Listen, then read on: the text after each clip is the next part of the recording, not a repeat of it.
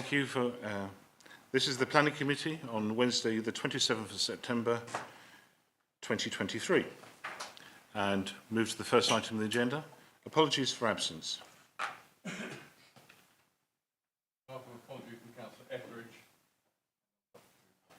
Excellent. Anybody else? Move to 2. Is it okay if I sign the minutes of the previous meeting? Agreed. Okay. Urgent matters. I know of none, apart from the fact that I'm going to take things slightly out of order tonight. I'm going to be taking after item 5, 9, 10, and then back to 6, and then in order. And the presentation will be in that order as well. Can you repeat that, please, Councillor Hubbard? 5, 9, 10, 6, then back in order. The presentation has already been resolved in that matter. Any declarations of pecuniary interest or other significant interests? Any member? Councillor Gilbourne. Yeah, I'm a church warden at All Saints Church in Hempstead, and therefore I have an interest in the application item number 12. So I'll leave the room at that stage. Thank you. And Councillor Goldwyn. The same one, that whilst I'm not a member of that particular church, I don't know, everybody, if you don't have a declared faith, the Church of England becomes a default faith. But in my case, I am an ex-parochial church council member. I'm an ex-church warden.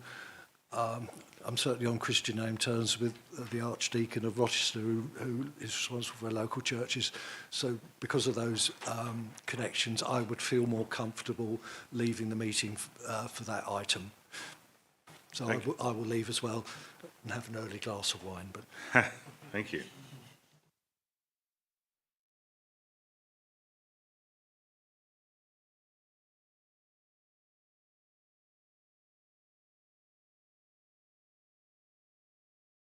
Sorry, I must have double.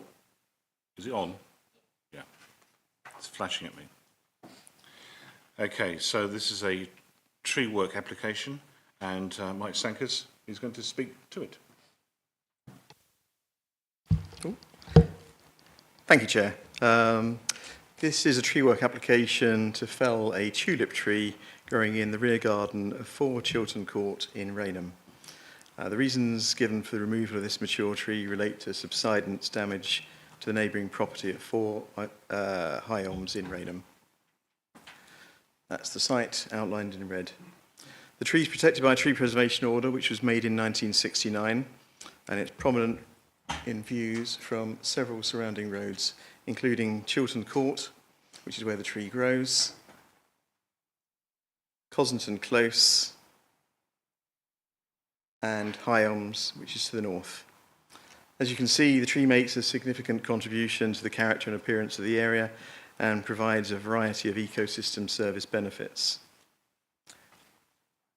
The tree, which is it's probably quite small on this plan, is the little red dot in the centre of the plan. It forms part of a network of trees connecting Cossington Park to Rainham Cricket Ground to the north. It can also be seen on the aerial photographs on Google, which were taken in 1960, and from that plan, or from that photograph, you can see that the tree predates the development in the area. It's the little, again, in the same place, more or less, on the plan. Given the degree of harm that would occur, it's considered that reasons put forward in support of the removal of this tree need to be convincing and compelling. The tree has been valued by Medway Council using a system called CAVAT. It's a tried and tested method for managing trees as public assets rather than considering them as liabilities. It assigns a monetary value to the tree. It takes account of its size, visibility, attributes, condition, and life expectancy.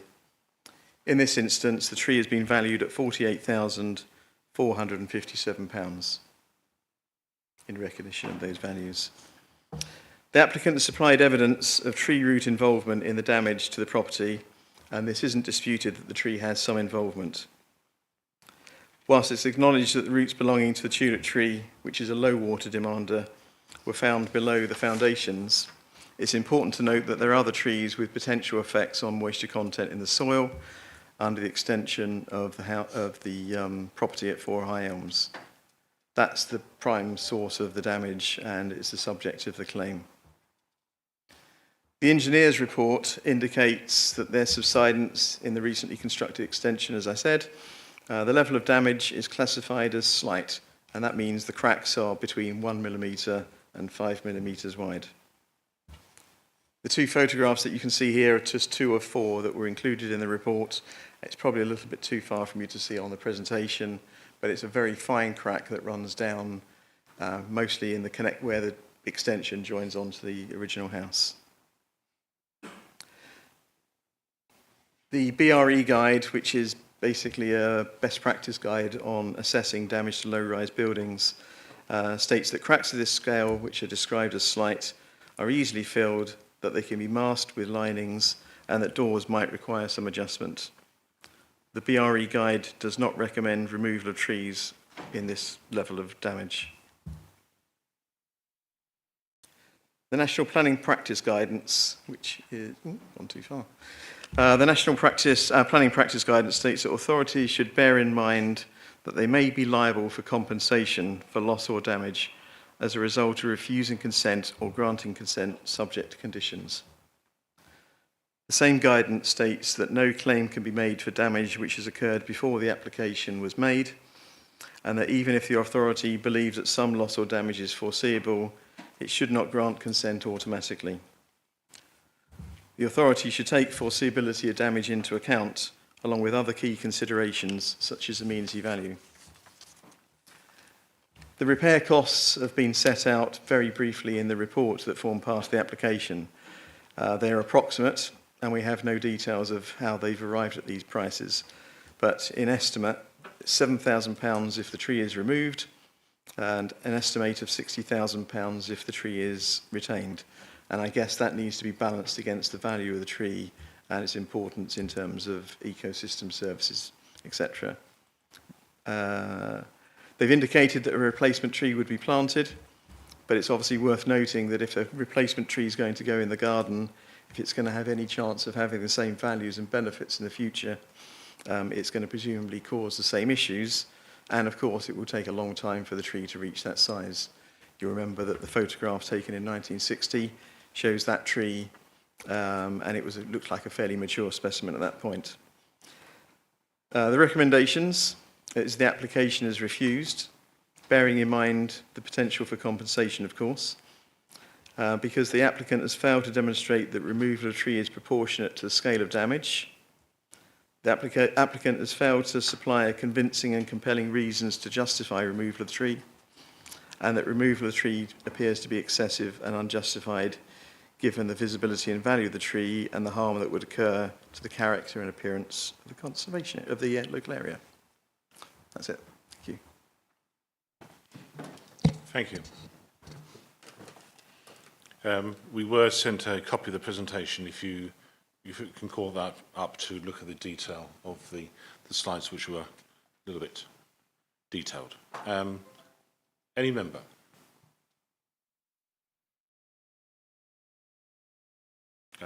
Councillor Galvin. Whilst I've got huge regard for the tree officer's report, I think if we are going to make a proper decision on this, we should also have in front of us the detailed surveys report from the applicant.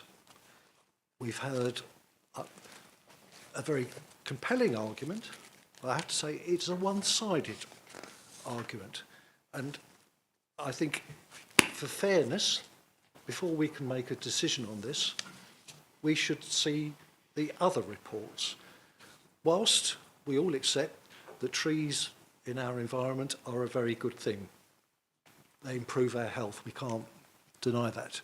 But also, as ward members, we all know that because it comes across every once in a while, where our residents have problems with large trees that are very close to their properties. Certainly that happens in my own ward of Lordswood and Walderslade. I've had over the years numerous ones of them. And those trees do cause extreme stress and problems to the residents. So I think we've got to have a balance here, you know, as a planning committee with quasi-judicial power. So I do not feel, from the information that I've got in front of me this evening, I could make a proper decision with full knowledge of the facts. So, Chair, I would like to move that this item is deferred until we can have a report that contains all those facts, so we can be fair to the applicant as well. Thank you.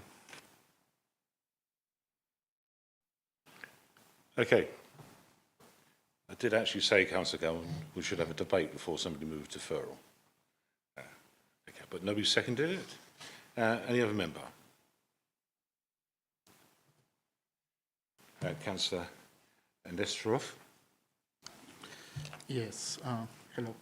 Just wanted to say that purely from a financial point of view, the financial impact on the council, whenever we decide to retain the tree or to remove it, is almost basically the same.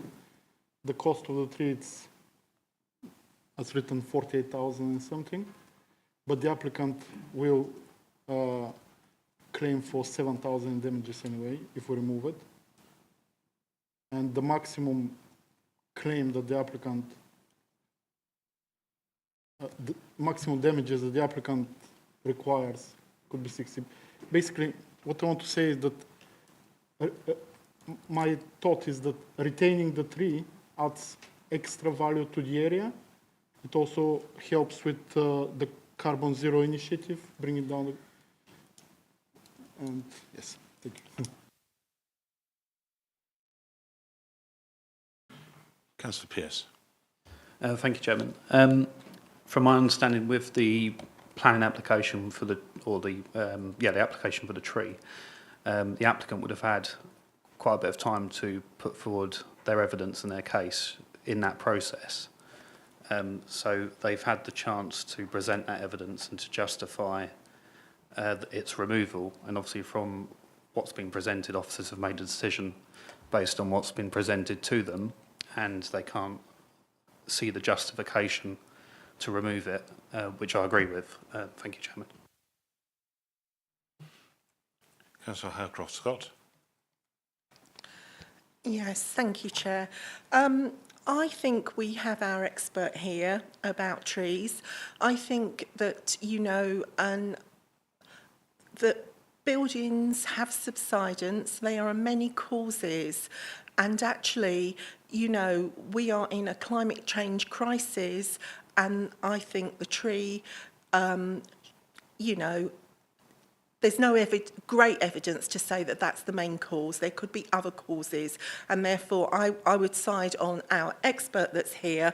We had the papers a while ago, 10 days ago. If we wanted evidence then, we could have contacted our fantastic Mr. Harris or Jubilee to ask for the transverse, the other side of the story, if you like. But there are details in front of us. So I think we've had enough evidence. Thank you.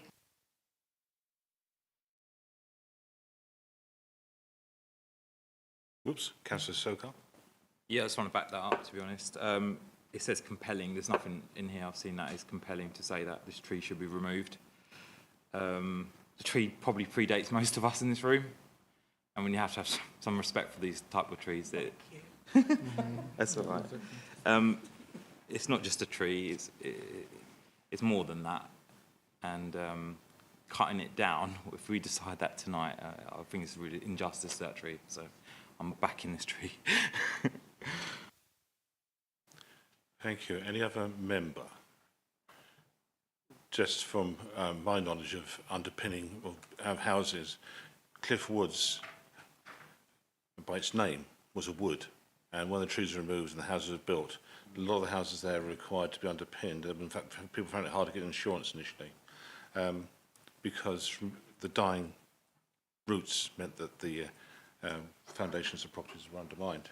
So, yeah, so removing a tree is not going to stabilise the ground, to my knowledge. Anyway, so I'm going to go to the Vice Chair. Thank you, Chair. I move the recommendation for refusal as set out in the main papers. Seconded, Chair. Okay. Those in favour of the proposal? Those in favour of protecting the tree? Yeah, proposal as put by the Chair, Vice Chair. Yeah? No, those in favour? Yes, that's right. That's what's been moved.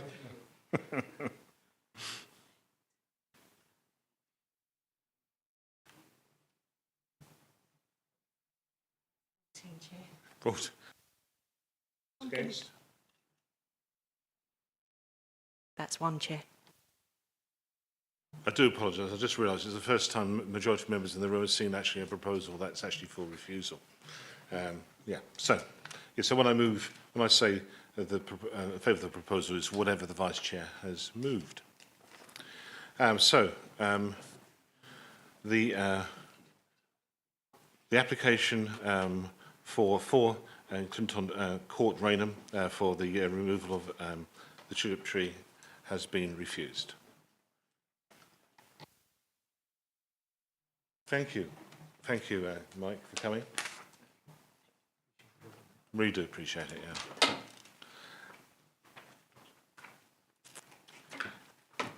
Right, so as I said, we're looking to take things out of order, but the presentation is in the order I've set. This is because we had indication who members of the public who will be coming along, and wards and ward members speaking. So I'm going to go to item 9, which is 101 Weston Road, Strood.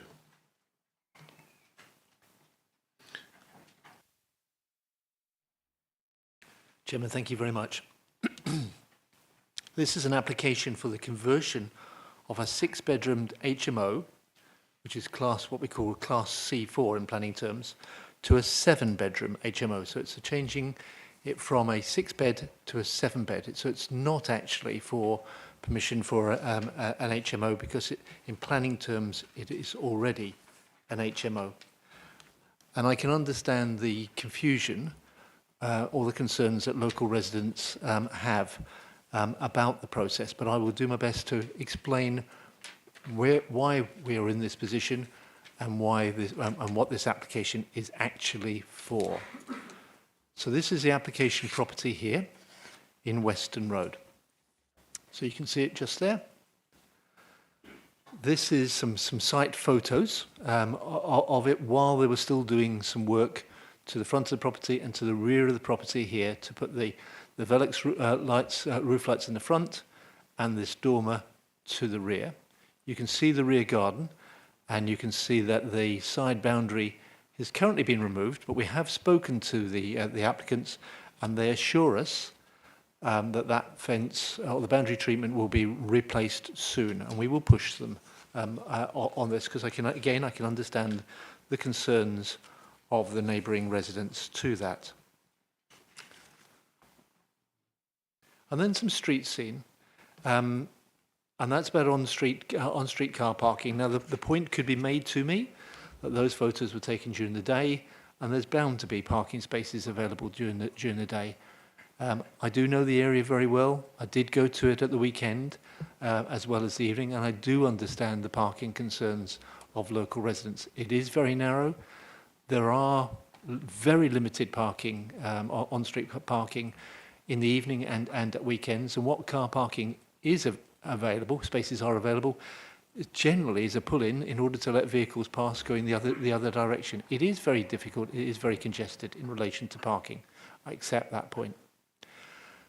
But members, if you look at page 82 of your agenda, you will see that there was an application for a lawful development certificate for the conversion of this residential property to a 6-person house in multiple occupation. Now, what that means is it's not a planning application. It's not seeking our views on whether permission should be granted for the conversion to an HMO. It's basically saying that conversion is lawful and is permitted under planning regulations. Please confirm that point to us at local planning authority. We have no, we can't consider the normal planning merits or otherwise, or our planning policies in relation to this. It actually either fulfills the permitted development criteria or it doesn't. In this case, it did. So what's on site and what's lawful on site is a 6-bed HMO. So you've got the basement area. Then on the ground floor, you've got a bedroom, a dining room, kitchen, and living room. Then above that, you have 3 bedrooms. And then above that, within the loft area, you have two bedrooms served by the Velux roof lights and a recently constructed dormer window. What the applicants want to do, and what is the sole purpose of this application, is to create one additional flat within, or one additional unit within the ground floor. So this is a ground floor. Now, where there was previously shown to be a dining room, that's where they want to provide the additional bedroom accommodation. So you still have the kitchen where people could eat, and the living room, but you'd have 2 bedrooms there, the same number of bedrooms at first floor, same number of bedrooms within the roof space. So your considerations tonight, members, are whether that one additional flat causes any harm to the amenities of the area. Our considerations are very carefully put out on the report, that in terms of internal living accommodation for the prospective residents, it meets HMO licence guidance. It also meets, for one person, the National Housing Design Standards. And that is the reason why we would be recommending a condition which would limit the number of occupiers to 7. So you could only have one person in each flat, and that we feel would protect and ensure that there's an adequate level of amenity for the prospective occupiers. That use of that bedroom would not cause any loss of amenity to neighbouring residents. In relation to car parking, I've showed you the photographs of the street scene. I've admitted and I've agreed with residents that there is parking issues in the area. However, this is one additional bedroom. It's also in a site which is relatively close to Strood Town Centre, as well as very close to a local centre in Bryant Road. We've imposed a conditional, we're recommending a condition regarding cycle storage, and we feel that in this instance, one extra in this location would not generate a harm in relation to on-street car parking. And on those basis, Chairman and members, we're recommending approval. Thank you, Chairman. Thank you.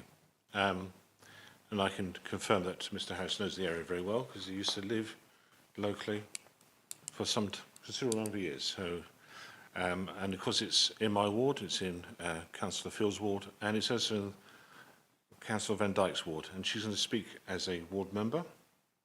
Would you agree to now to speak? Before you start, Zoe, I'll just say you've got 5 minutes, and I've got a timer. So you can start. Okay.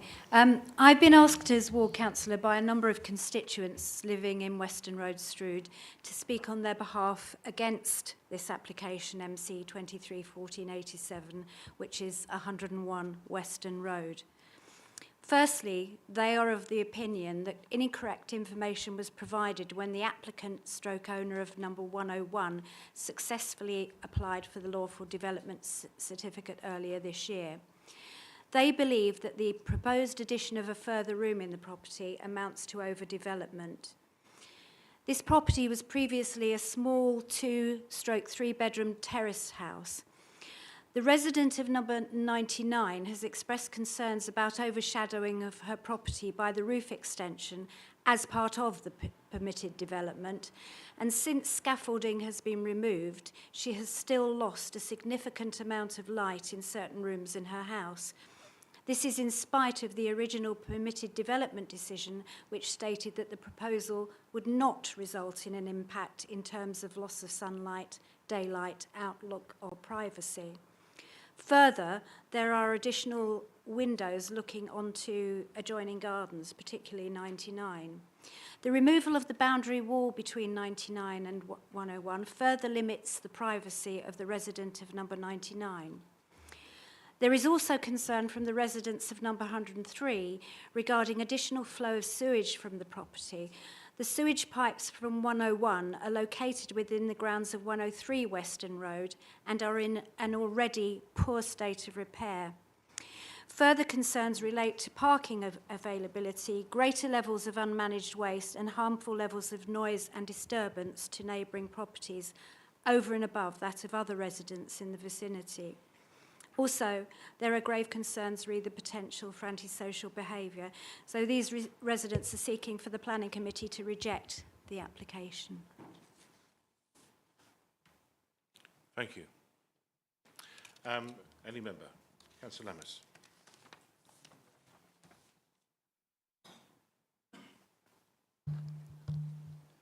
Thank you, Chair. Just a question of clarity for Dave Harris, please.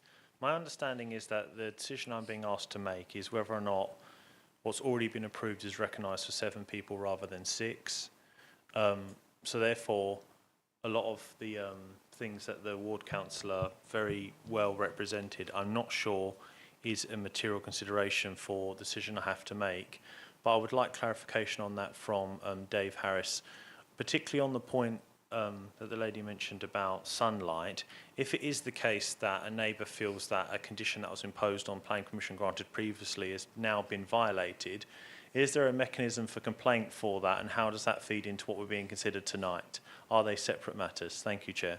Say something first, yeah. Yes, so what we're considering tonight is just one item, that is, with a dining room comes a 7th bedroom. The previous application was not an application in the true sense. It was permitted development. So I know my ward councillor was speaking about representing the views of residents rather than her particular own view. So, Mr. Harris. Chairman, thank you. And you explained that very, very well. Councillor Lammas, as you quite rightly say, Councillor Van Dijk spoke very well and very eloquently in relation to the views of her residents. And I totally understand those views and why they have concerns. The fact of the matter is, though, that lawful development certificate, we don't consider amenity issues there. It's either permitted development or it's not. So those issues regarding whether it causes overshadowing, whether it causes loss of amenity from overlooking, they're not a consideration of that type of application, because as the Chairman says, it's either permitted development or it's not. In that instance, it was permitted, so there's no breach of planning control, there's no breach of any planning conditions here. That development is lawful. So again, as the Chairman said, you're just assessing this application, which is for the one additional resident in that room there. Thank you, Chairman.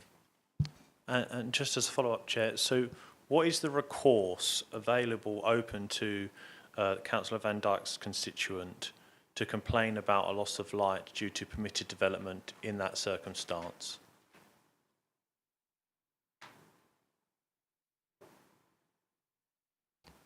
Chairman, I looked across at our legal officer, because there's no recourse through the planning process, because as I said, it's either permitted development or it's not. If the residents would like to take civil advice, because it would be a civil issue under right of light, they could do so. I'm not advocating that. I'm not saying they'd be successful, but there's no recourse through the planning legislation, I'm afraid. One of the pitfalls of that type of permitted development. Councillor Howcroft Scott. Thank you, Chair, and thank you, Councillor Van Dyke. I was deputy head at All Faith School around the corner from Weston Road, and I did home visits. And I am a little bit troubled and concerned because when I've done my home visits, they were family houses with not much space, and now I feel, you know, to the detriment of the neighbour. This house has been extended to within an inch of its life. We are under, you know, people do need places to live, but, you know, to remove a dining room in a society where loneliness is the scourge, and then to also, you know, encroach on a neighbour that through loss of light, and, you know, and there's nothing we can do about it. It really upsets me. You know, obviously people need places to live, but the road is for family dwellings and not for a block of flats, which I think 7 dwellings in one house is a mini block of flats. But the road is really dangerous. And, you know, I was deputy head at All Faith schools, but there's Gordon, there's so many schools, English martyrs around there. And you know, there's got to be somewhere when we say enough is enough. I know perhaps the road in Weston was built for horse and carts, but it is, you know, my doctor's is near there. It is a nightmare. You know, I had my COVID jab at the weekend. You know, it took me 8 minutes to get down that road, which is ridiculous. So I can't be in favour of this, I'm afraid. Councillor Field. Thank you, Chair, and fellow ward colleague, and thank you to my other ward colleague as well for that presentation tonight. I think, as Councillor Halcroft-Scott has reflected, this application does feel a little bit overbearing on this road. I think the key point here that actually with this application is that residents are potentially feeling like the system's been gamed a bit here. So we've got the planning application for permitted developments that went in June, and then suddenly 2 months later up pops the planning application to go to 6 rooms. And it just feels like there was a clear gaming. Okay, we want 7, but we're getting 6 just in case. Now, obviously, that's not planning. That's not a planning consideration, but that is something that I feel that has been reflected here. Looking at the development, I think I agree with Councillor Halcroft-Scott on the point that between 6 and 7, it's that lack of social space, the lack of amenity within the development that is getting me concerned and makes me feel this, you know, may not be the best quality HMO. However, there is a need for this type of accommodation. We are in a housing crisis. We are not delivering enough housing. The type of people who use HMOs tend to be the people most advantaged in the housing market. So there is some clear need for that to be in the housing stock. However, this application of a 7-bedroom does feel to be a little bit excessive from my consideration here. Councillor Jones. Thank you very much, Chair. I'm struggling to find a planning reason to refuse this application, but I did notice that there is something on the report about antisocial behaviour which hasn't specifically been addressed, and I would like to just clarify with the planning officer, with the chief planning officer, whether there is any recourse on that. Would we consult Kent Police about this sort of application, for instance? That having been said, I see nothing to prevent us supporting it on planning grounds, which is what we're here for, and you know, I'm minded to proceed on that basis. Thank you, Chair. Any other member? Okay. Councillor Hamadishi. Thank you very much. I do echo the sentiment of my colleagues on this side. It's troubling. Yes, from a planning perspective, I totally get what we're debating here. My question is, on that road, are there any other 7 bedroom or 7-person occupancy HMOs on that road? Is this the only type of conversion being placed? I think there are by memory. But I don't. Do we have that information?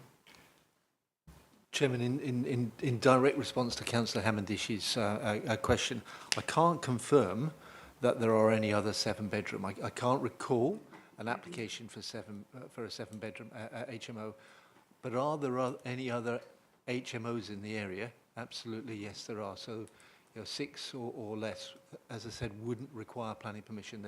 But they'd be lawful, and there are other ones of those in the area. Councillor Pearce. Thank you, Chairman.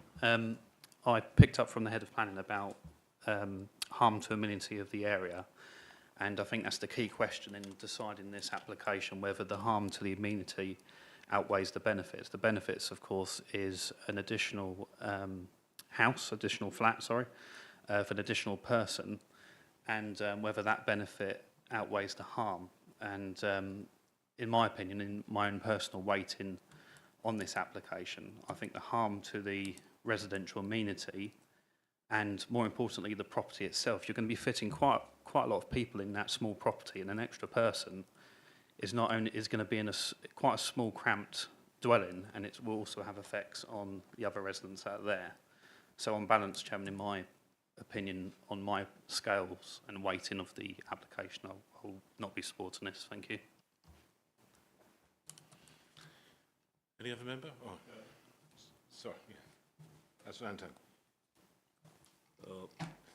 Thank you, Chair, and thank you for the wonderful presentation. I think looking at the situation, what I'm thinking is that it was originally to be 6. It was 6, and it's moved to, they want to move it to 7. And then the residents are complaining about it having an adverse effect on them. So if they're already having that effect, they feel they are being disenfranchised because of that building, because they are not receiving much sunlight. And like Councillor, what they harm to the resident, to me, would be more than what it would be to the adding 1 person to the flat. So from my personal point of view, why don't they leave it at 6 so that it will be 50-50? The residents will be happy, and they will also be happy because there should be good neighborhoodness. So if you are building and they are not happy with you, then definitely coming to stay with them, I don't think there will be that cordial relationship within the community and the people living in that particular flat. So that's what I think. Just to make it clear that the house has been converted currently into 6, so it's not been occupied at all yet. Yeah? It will. This is just a simple change from a dining room into a 7th bedroom. The applicant is a well-known family, part of a well-known family in the area, and I'm quite sure they would actually be good landlords. Now, I'm going to Shokar. Yeah, so another consideration which I'm beginning to learn being part of this planning committee is obviously the success of the appeals, and obviously that plays a weight into our decision making. So maybe this is a question for a lot of this one and the future ones. Are we able to get a percentage of those? So if I was to ask you, what is the percentage chance of this succeeding, or what's the percentage chance of them winning that appeal? That could really help with this one, particularly. Go on, Mr. Harris. Chairman, thank you very much. That's a really good question, Councillor Shokar. The first thing I would say in response to that, the fact that my officers and myself are recommending approval means that we think that the likelihood is it would be allowed on appeal. So that's the starting point in answer to that question. The second aspect would be that relatively recently, this committee, maybe before the election, refused a similar proposal in New Road in Chatham, and it related to that internal amenity aspect. It went to appeal, and the appeal was allowed. So in answer to your question, Councillor Shokar, in my view, I think that there's a 90% chance that this would be allowed on appeal. And the reason I say that is because in terms of that internal amenity, while respecting everything that members have said, and the loss of this dining room and the fact that there'll be 7 residents there using the facilities, looking at the plan here, so they've got they've all got their own internal room, all got ensuite facilities there. There is also this large communal kitchen, and there is the dining room, and then there is the garden. So I think that backs up my view that there's a 90% chance it'll be allowed on appeal. Thank you. So just to clarify on that, some backup. Thank you for that. That's really useful. So yeah, with that consideration and obviously the current financial situation, which we're reminded about every single day, we can't obviously risk losing that money on a 90% appeal chance. So yeah, going in the future, we might make, when the council's having it and we've got a bit of money, this kind of thing we might be able to spend a bit of money on. But yeah. Councillor Lemus? I would just like to, I think I'm correct in saying that the thing that blocks the sunlight is already being built or has been built. So this sort of change of 6 to 7 won't actually change the concern of the neighbour. That's why my question at the start of this debate was what recourse is open to her. So if I was her local representative, I would say, unfortunately, in planning terms, there was nothing that could be done. But I agree with you that the system is unfair. I would then recommend that they write to someone who could change that legislation, maybe the local MP, or say, you're always open to a civil claim. That's what I would do if I was the local council in this case.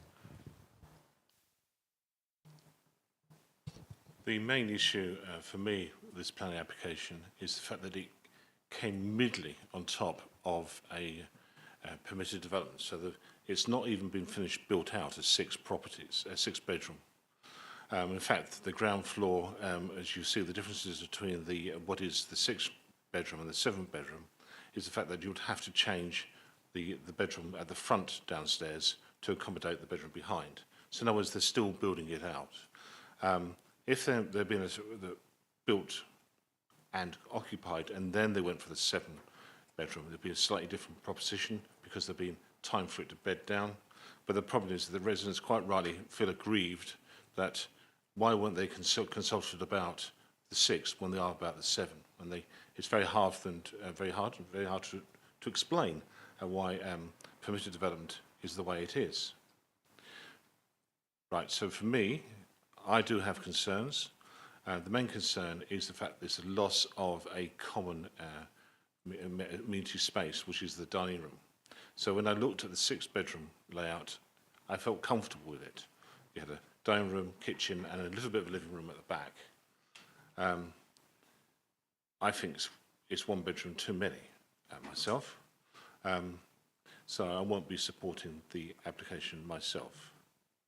So I'm going to move to the Vice Chair, and she's going to move the proposal as laid out. Thank you, Chair. I've been sort of torn on what way to vote with this, 1 minute for, 1 minute against, but as Councillor Hubbard said, I do think that it's 1 room too many and it is overcrowded. So for the benefit of the democratic purpose, I move the recommendation for approval subject to conditions as laid out in the main papers. Seconded, Chair. So we're going for approval. So those in favour of the proposal as given.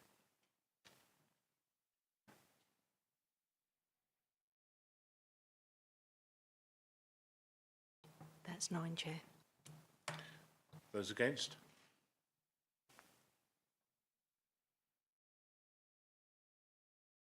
That's 7, Chair. Thank you. So the application for 101 Weston Road is approved. And can I thank Councillor Van Dijk for coming?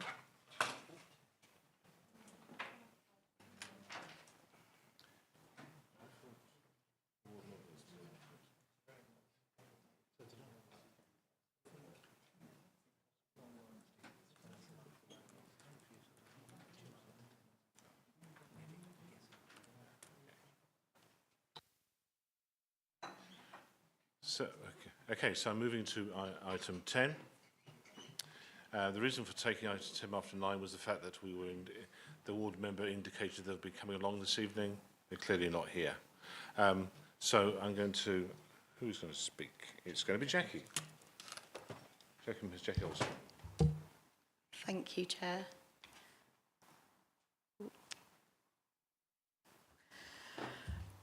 So this is 1 Ripplewaters in St Mary's Island. It's a retrospective application for the erection of an outbuilding in the rear garden. I'd like to draw your attention to the supplementary agenda, which now asks for a resolution to approve subject to the local authority being satisfied with issues regarding land contamination. I'll come back to that later in my presentation. Also, the deletion of condition 1, as that's not required, and changes to condition 3, now 2. So this shows the location plan.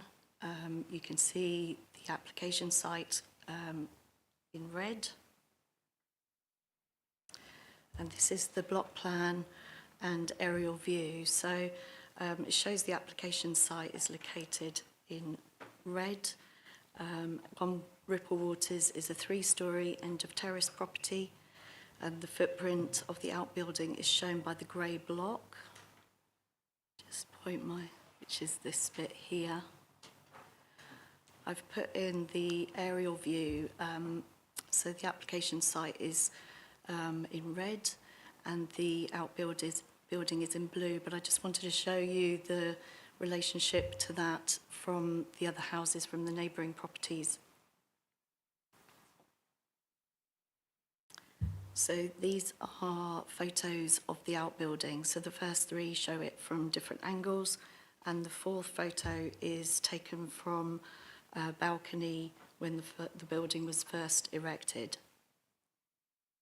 The building measures 2.6 metres in height at the eaves and 2.7 at the pitch, and the footprint is 5.5 metres by 3.5 metres. So we took some photos from the streets so you could see the impact on the street scene. It's actually quite hard to see them. So you can see that is it there, and there behind the trees. I think it's there, and here, and here. So really, although the outbuilding can be seen, it isn't visually invasive into the street scene. So this is the floor plan. The hatched square is the dwelling, and the clear square is the outbuilding. And these are the elevations of the building. So looking at the impacts of the neighbouring amenity, the proposal was assessed as having no unacceptable impacts in terms of daylight, sunlight, outlook, overlooking and privacy. And just to come back on the contamination issue, so on St Mary's Island, the permitted development rights have been removed because of the contamination issues on the island. Our Environmental Health Department are not satisfied that appropriate gas protection measures have been undertaken in regards to this application, and so it's suggested that an assessment be undertaken by a qualified consultant to submit details for approval before any decision is made. So the application is recommended for approval as set out. Okay. Councillor Housecroft-Scott. Thank you, Chair, and thank you. Just a little bit confused about the pictures. I know it was tricky to spot the dwelling, but obviously that's in the summer. We are a climate that's autumnal and winter, so obviously that would be a different vista, wouldn't it, really?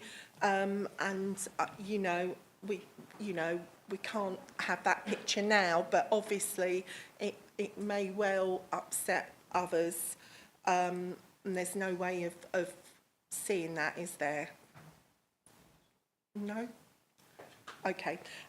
Who is going to be paying? Because obviously somebody's been a bit naughty and sort of erected something that actually they've no right to do without coming to this department, this committee first. And also, you know, everybody that lives on St Mary's Island, which, you know, has its rights, rules and responsibilities, doesn't it, when you live there, because it was a brownfield site. So who will be paying for that assessment to take place is my question, please, sir. This is regarding the gas. Yeah, Chairman, twofold. I mean, firstly, in relation to the photographs that Jackie showed, which are those ones there, which I took. I wandered round, because it's a square and you can wander around it. If you're walking on the public area, you would just not be aware of this building unless you're looking for it. And I was specifically looking for it, and hence I was able to take those photos. Now, I do appreciate the point that you're saying, Councillor Howcroft, in relation to some of those trees, which would make, if the, you know, in the winter when the leaves are shed, it would make it marginally more visible. If I could borrow the mouse, sorry, Jackie. Thank you. So if you take this one, so that's the building there. So yes, it would be marginally more visible in the winter, and similarly there, it'd be marginally more visible. However, as Jackie said, the issues, planning issues, are in relation to outlook, daylight, and an impact on neighbours from that perspective, not view. And members may have seen photographs from people's balconies. That's a view.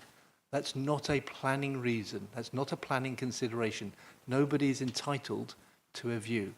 And I appreciate it will impact on view. The second thing is in relation to what we're asking, which is, because our environmental health people are not saying refuse the application, they're just saying we need more information to demonstrate it's satisfactory, and the cost of that must be borne by the applicant. Thank you. Councillor Pearce. Thank you, Chairman. The two things that have stuck out for me are the proposal, or it's already been built, defies the restrictions of the Chatham Maritime Trust, which is, these restrictions apply to all properties on the estate, but also the permitted development rights. So my question is on that, should the applicant have applied for planning permission for this? Thank you, that's the question. Chairman, thank you very much. Thank you, Councillor Pearce, for that question. I think the first thing, the Chatham Maritime Trust and their covenants, that's a civil issue. That's a separate issue from planning. And yes, they would require, irrespective of the planning decision, they'll require a separate consent from them. And that is a matter for the Chatham Maritime Trust. It's not a matter for this committee. We're here to look at the planning merits. The second point you rightly say, and this committee has said many times over the years, you don't like retrospective applications, and I get that totally. I don't like retrospective applications. But in terms of planning legislation, whether it's submitted before it's undertaken or whether it's submitted retrospectively, your determining issues are exactly the same. Okay, thank you.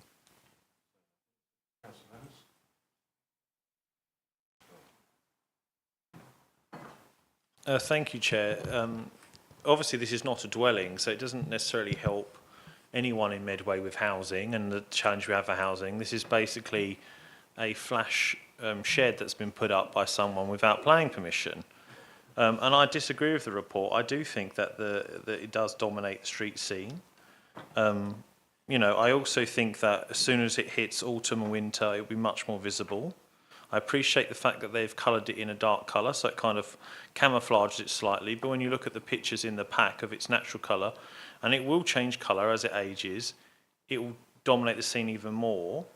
And I'm also not convinced that it will have no impact on daylight and sunlight into other areas, by the very virtue that if you have a fence that's X high and then you put something that's a few feet higher, it's going to diminish the amount of sunlight that's coming into those gardens. And when those gardens are back to back to back like that, you have very precious few hours of daylight that the sun will hit your lawn, and everybody knows what they are. They all position their little chairs exactly in that spot, and it means a great deal to people that live there. And that will significantly change the experience of the garden for neighbours. And I don't think it's fair at all. I know it's not a planning consideration, that it's retrospective, but I think it's grossly unfair. So I'm definitely going to vote to refuse it on those grounds of public vantage, street view, and significant impact on daylight. Thank you, Chair. Thank you, Chair. First of all, can I apologise on behalf of Councillor Tijan? He did want to be here this evening, but he was torn between two very important meetings. It's very difficult sometimes. Members,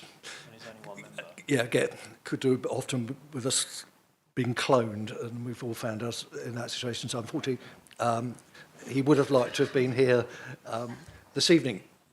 He would have spoken against this. And he did contact me earlier in the day to express his disquiet. I personally do find this very, very difficult to support. I've listened to the planning arguments very, very carefully. But I've also got in front of me one of the pictures taken by the neighbours, which shows the marketing suite, visitor parking only this way, just below the bottom of the picture. So it's obviously taken from the street that is, everybody else visits, and you can see the thing very, very clearly. It dominates it. And when it comes to dominating the scene, this is taking up most of what is a quite small back garden, very small. So it's going to be dominating the street. It's not a small garden shed. It is out of proportion to the size of the garden. It is totally dominating. I also have a bit of disquiet because having vociferously opposed, with planning officer support, a building in my own ward, which was built retrospectively, went for planning permission without planning permission. We forced the applicant to put in a planning application, which was subsequently turned down, and we were prepared until the applicant voluntarily demolished the building to take enforcement action. So I feel that officers have been a little bit inconsistent here. They were very supportive of the arguments in Walderslade, and I'm glad they were, because it's resulted in the hideous construction has now been removed. And, and I thank officers for their support, but I feel this case is actually stronger than the one in my own ward, because as a proportion of the land that's been taken up by the structure, it is many times greater than the one that I'm referring to in Princess Avenue in Walderslade. And it may be the fact that it would be up to the Maritime Trust to take civil action, but everybody who moved on to St Mary's Island moved to St Mary's Island knowing what the rules were, and that is the reason why many of them actually moved there, because it was quite a tightly controlled, restrictive thing, and that enabled the small amounts of land that was available. It was built, I believe, at a time when we were worried about land allocation for housing, and I believe that the parking restrictions there were a little bit different from what we normally had, and so. But everybody, this thing caveat emptor, wasn't it? And everybody knew what they were signing up for and did. This applicant is trying to ride coach and horses through all of that, and we appear to be willing to abide by that and help that, and that troubles me indeed, so I certainly will not be supporting this. Sorry, Councillor Pearce, you want to come back? Thank you, Chairman. I agree with my colleague Councillor Amos with the planning reasons for refusal, which we can use if members support that. But also, this would completely make the rules on the site not worth the paper they're written on. Of course, I accept from the head of planning that is a civil matter with the Chatham Maritime Trust itself. but also permitted development rights have been removed, yet we're looking at a retrospective application.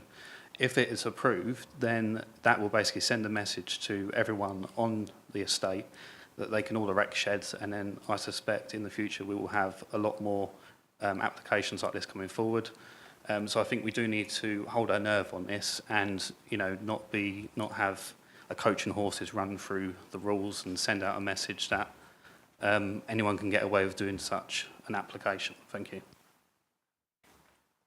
Well, we'll allow Mr. Harris to come back. So we are looking to approve it subject to a solution to the combination and gas metering issue, because that's the reason why permitted development rights are taken away, because of the nature of the site. I remember it being dug out. It's a big, huge sandpit back when I first moved to Medway. My in-laws live on the St Mary's Island, and the reason they moved there is because of the policies of the Chatham Maritime Trust. So, Mr. Harris. Chairman, thank you very much. This committee is no different to previous planning committees in their view about retrospective applications, and I'm sure, and I know that myself and my officers don't like retrospective applications. However, members, do not refuse an application to send a message out. That is not a planning reason to refuse an application. If you genuinely feel that if this had been an application for a proposed development and you would have refused it for the reasons that Councillor Galvin and Councillor Lammas have set out, then do so for those reasons that you would refuse it, irrespective of the fact that it's been, i.e. if it had been a proposal, that you would have still refused it. Absolutely do not cloud your judgment by the fact that it's retrospective, because therein lies problems. Thank you, Chairman.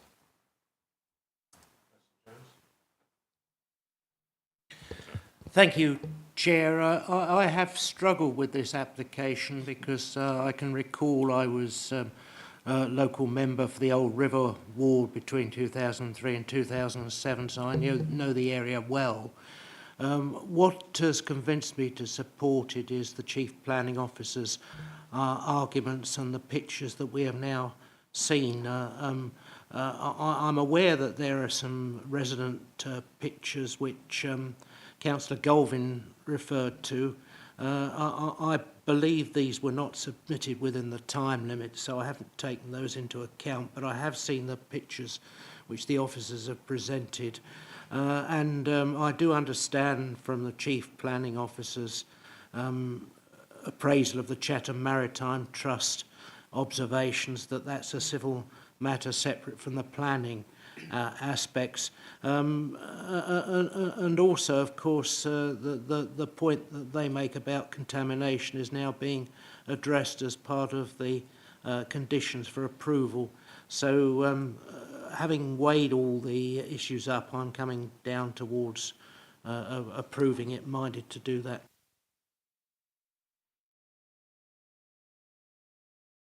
Thank you, Chair. I see that the highest point of the outbuilding is 2.7 metres. Under permitted development rights, what's the highest building can be? It's 2.5. Thank you. Councillor Nesterov. Thank you, Chair. I just want to ask one quick question. Given the identified area of subsurface gas leaks in the area and the size of the structure, how would the removal of the building would impact the potential buildup of gas? And how could that affect the health and safety of nearby residents as well?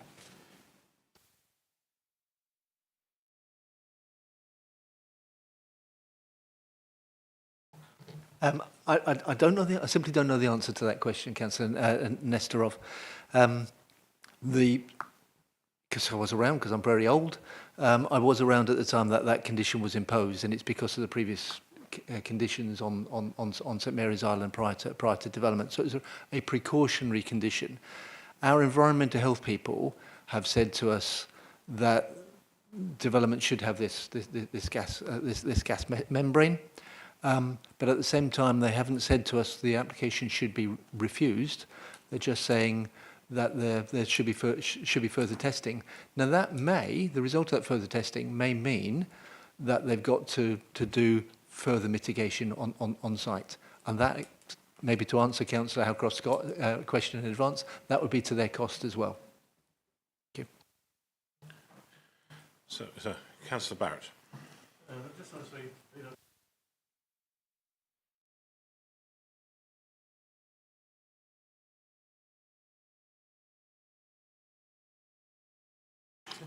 oh, sorry.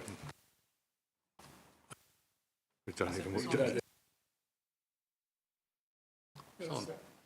Is it on? Oh, sorry.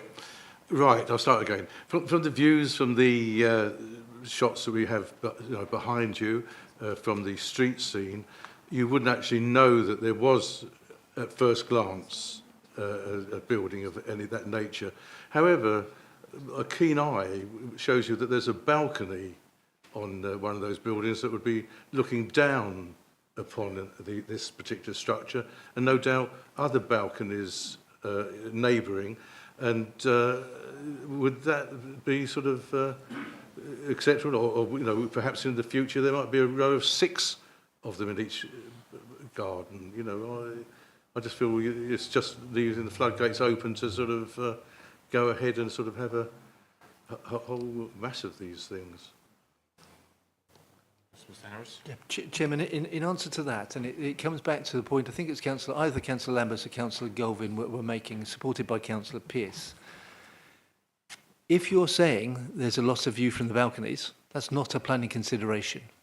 If you're saying it detrimentally impacts on the character of that area and the openness, then there's a consideration there for you.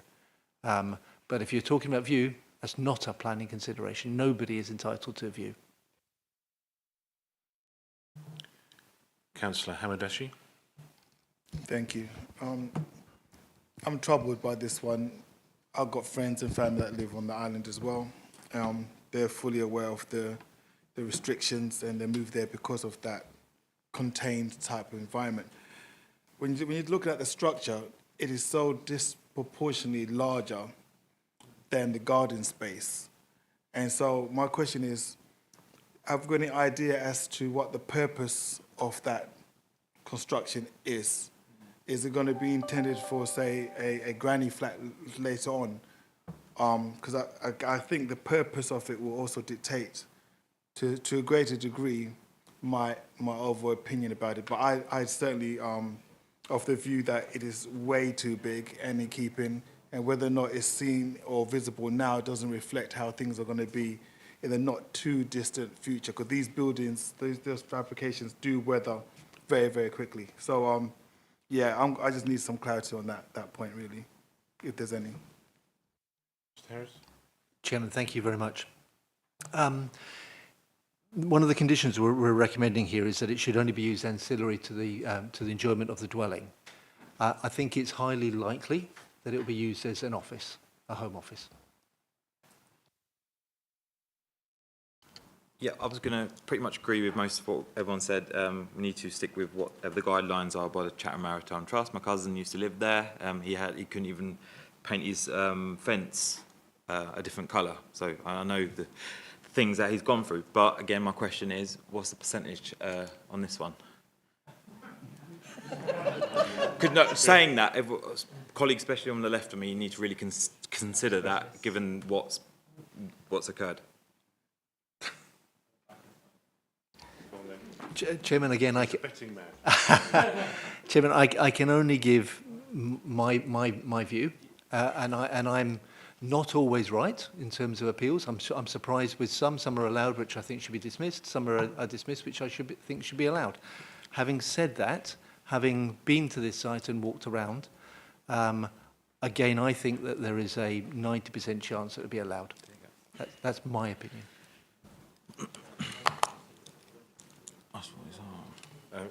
But to just say, to making a planning decision, making a decision tonight shouldn't be based upon how much money we might lose. I thought that was the point of that. Councillor Pearce. Thank you, Chairman. Just a small point of order. I don't think it's appropriate in a planning committee meeting for the head of planning to make percentage chances of approval or being allowed on appeal, etc.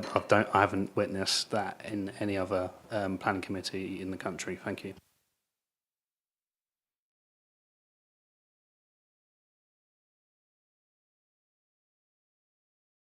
Thank you, Chair. Is there a question to you, Dave? Is there any planning regulations that are being contravened by this, and are there any planning issues that would allow us to refuse this application? Chairman, thank you very much. Respecting the point that Councillor Pearce said in terms of percentage, respect that totally, but absolutely it's a valid question to chief planning officers, and it is a very common question to chief planning officers about the chances of an application being allowed on appeal. But I respect totally, and I do respect totally, Councillor Pearce, that percentage chance. That's my opinion. I think maybe to clarify that, do I think it will be allowed on appeal? Yes, I do.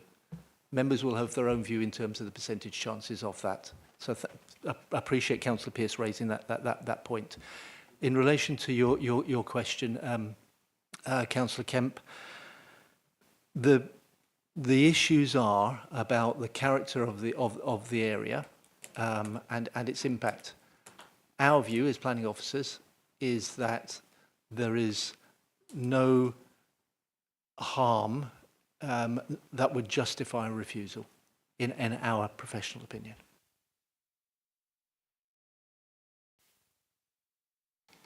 Thank you, Chair.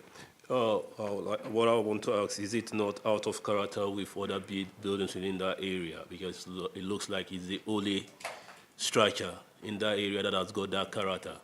So can we stand on that as it being out of character with other property in that area? So we will stand on that and use it as a refuser, because it's out of character. Looking at all the buildings around it, it's quite different from all the buildings. So is it not out of character? Thank you. Well, it's the only one. Yes. Yeah, so in that sense, it is out of character.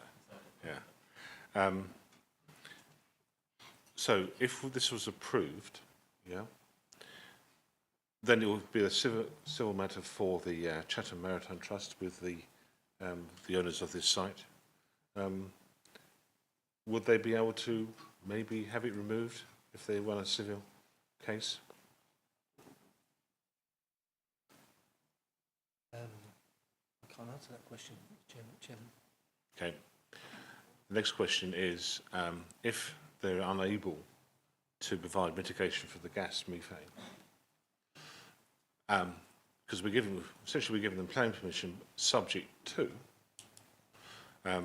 What happens if that subject to is not attainable? We've decided that the contamination within the shed of the gas coming up through the shed is not sustainable.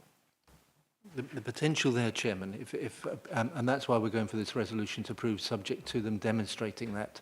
Because if they can't demonstrate that, then effectively they will probably need to take the building down and then reapply, but with the necessary gas membranes included. So the last question is, why haven't they done that work already to ascertain that if it's the engineering work to find out if it is a suitable location to have a shed? Okay, I have concerns as well. So I'm going to go to the Vice Chair to move the recommendation as laid out. Thank you, Chair. I can't vote for this application because even if it did have permitted development rights, it would still be too tall anyway. So for the benefit of the democratic process, I move the recommendation for approval subject to conditions as laid out in the main papers. Oh, and the supplementary agenda. Thank you. Thank you, Councillor. Thank you, Chair. Seconded. Okay, so I'm going to go for a vote. Those in favour of the proposal as put forward by the Vice Chair. Sorry, can you just clarify that? It's for approval. as laid out, yeah. That's 5, Chair. Those against the proposal?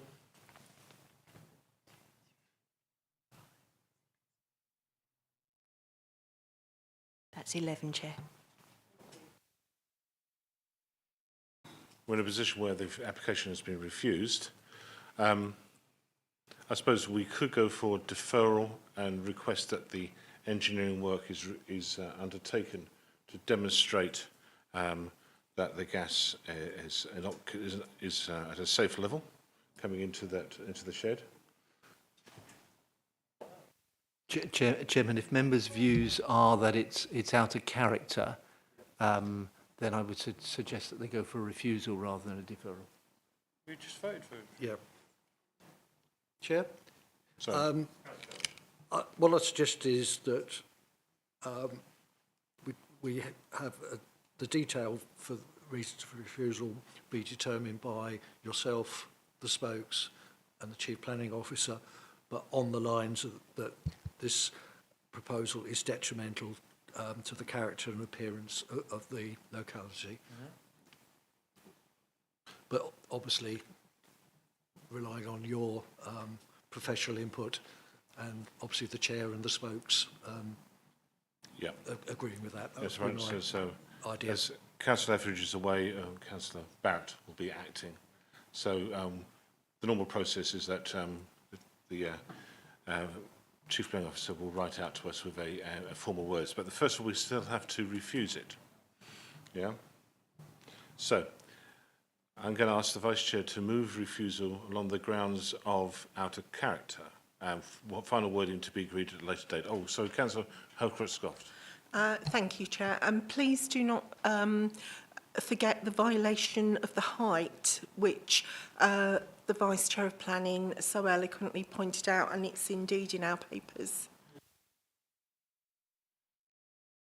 Thank you. So, Vice Chair? Right, thank you, Chair. I move the recommendation for refusal as set out in the main report and the supplementary agenda. No. Oh, No. no, Really? no, just for refusal, sorry. Sorry, I'm losing the plot. Yeah, sorry, thank you. Right, I move the recommendation for refusal for refusal. Yeah. And basis? On the grounds of character and not keeping within the area and the permitted development. Yes. And wording to be agreed? Wording to be agreed. Right, in the normal way. Okay. Those in favour of the new proposal to refuse?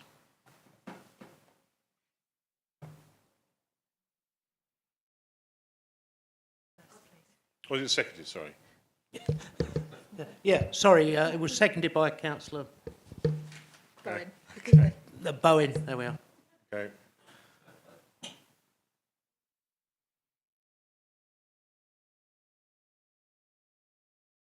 That's 13, Chair. Those against?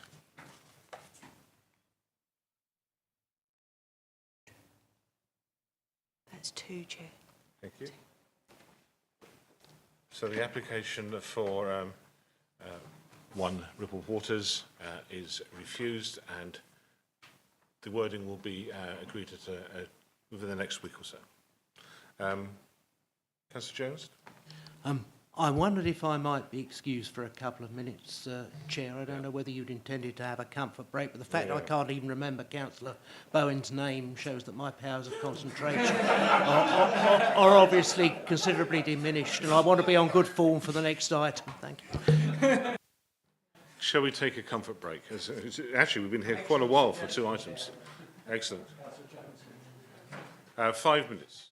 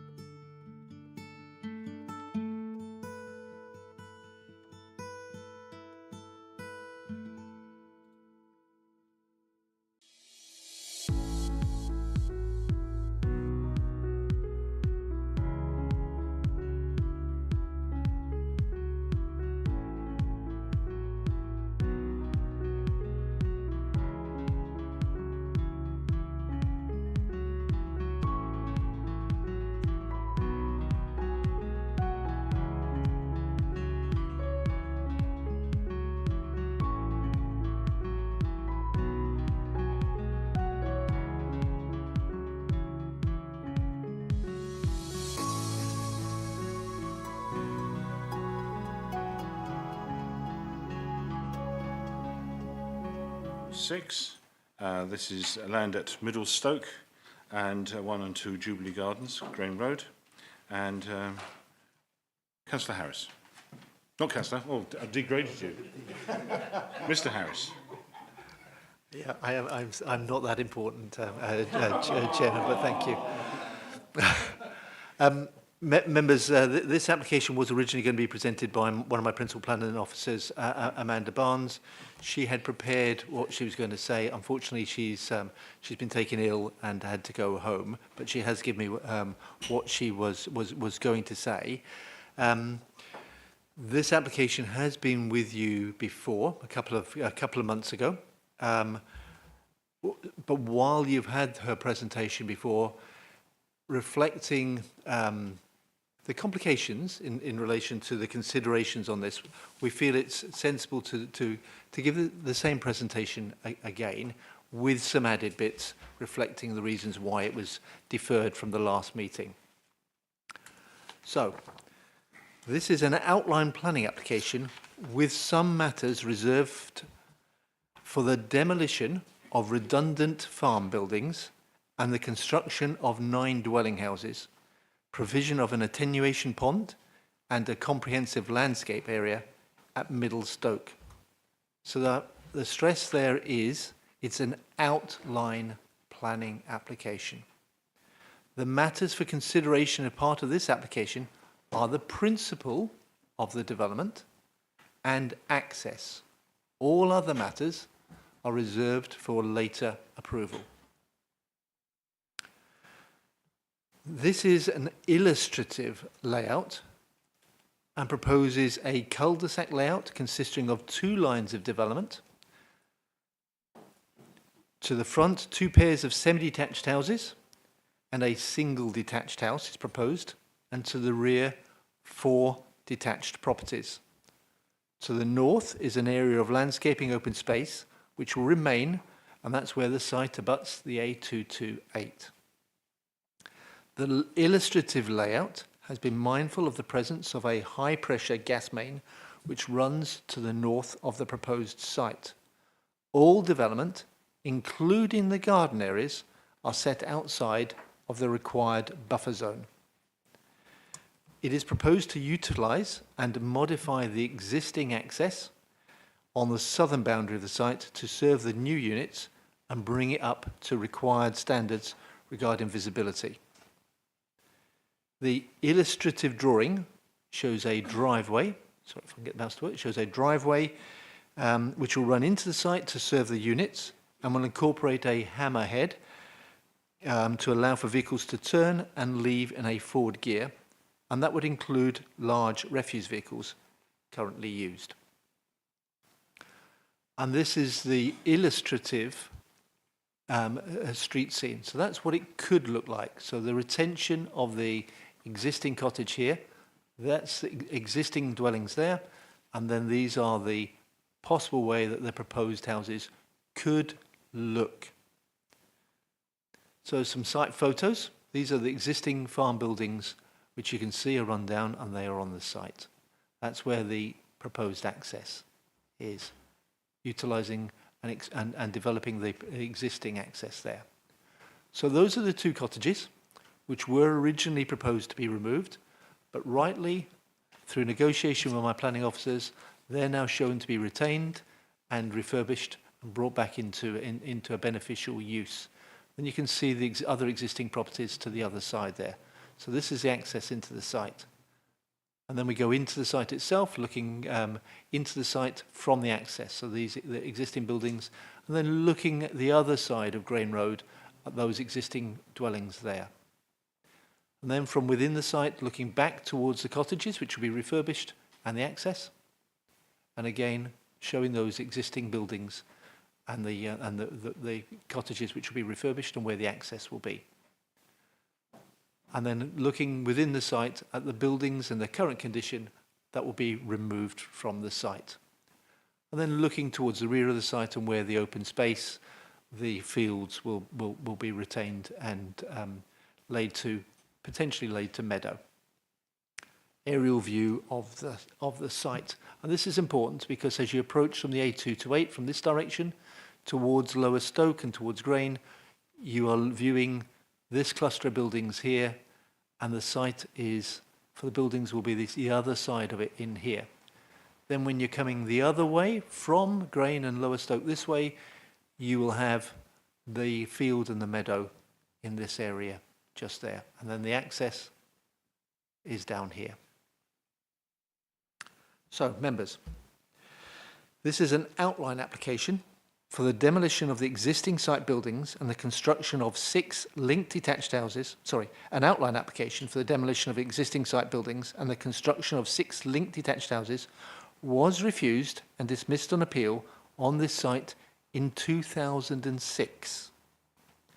That decision was based on the local and national planning policy context that existed at that time, which included, at that time, an up-to-date local plan. The 2003 plan was up to date at that stage.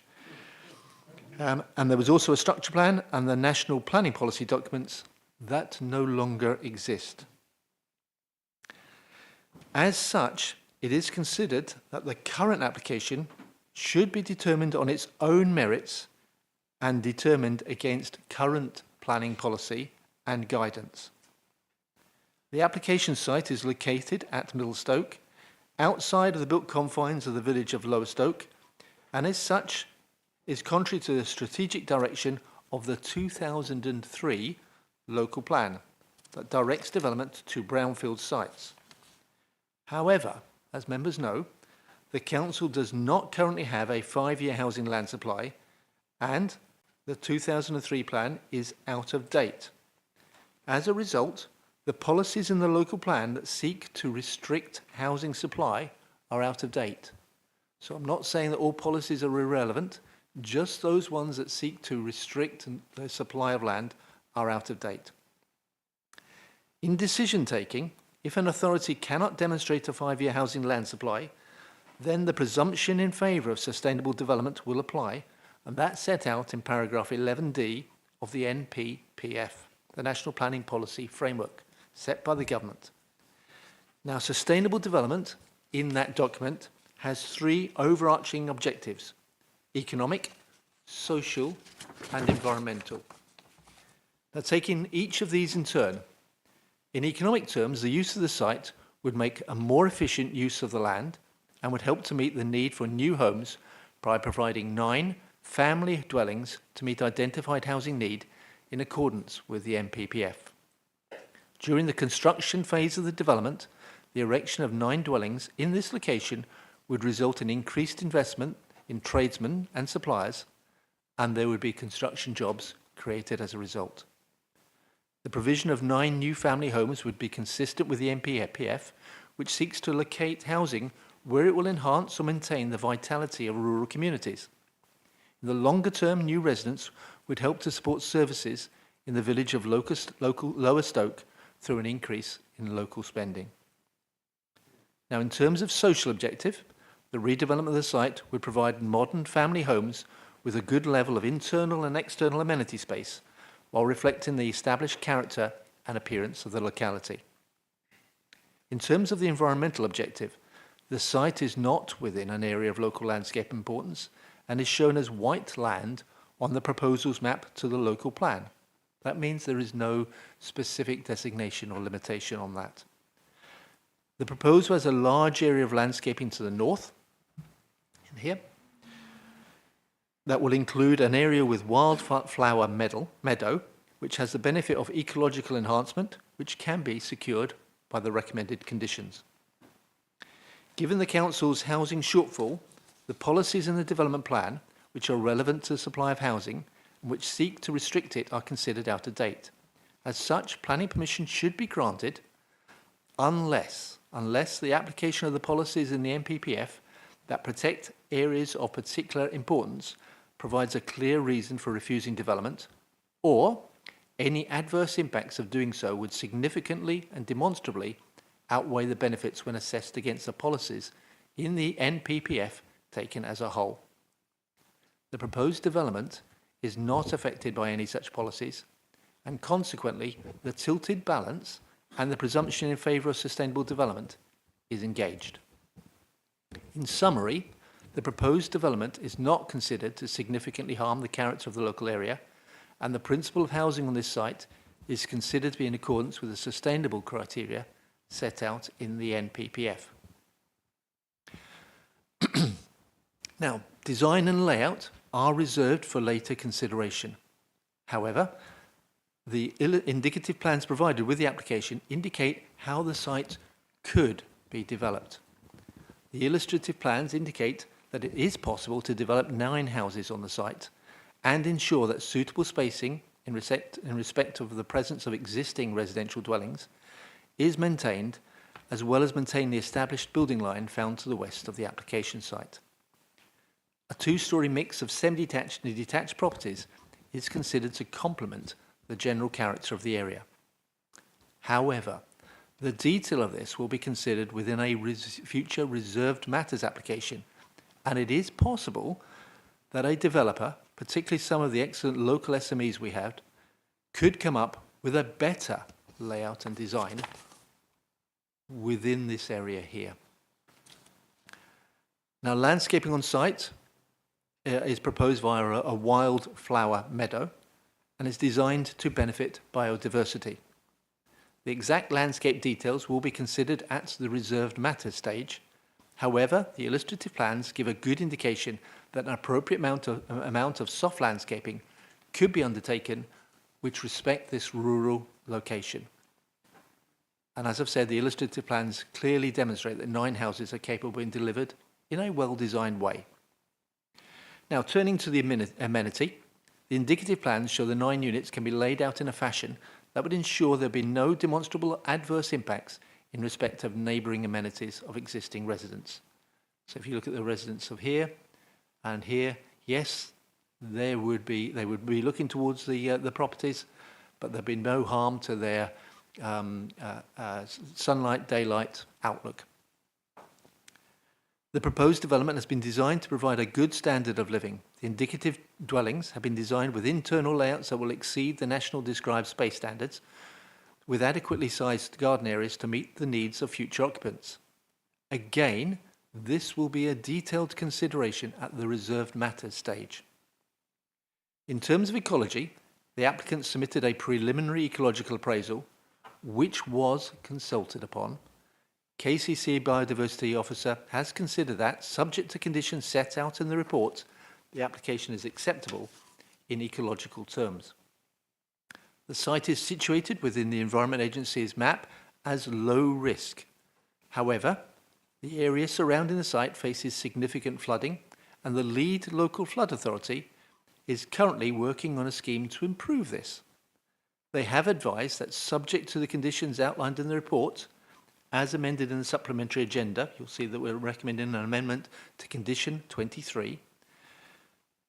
They have no objection in terms of flooding, as the development will not raise issues, will not make matters worse on site, and actually could bring some improvement.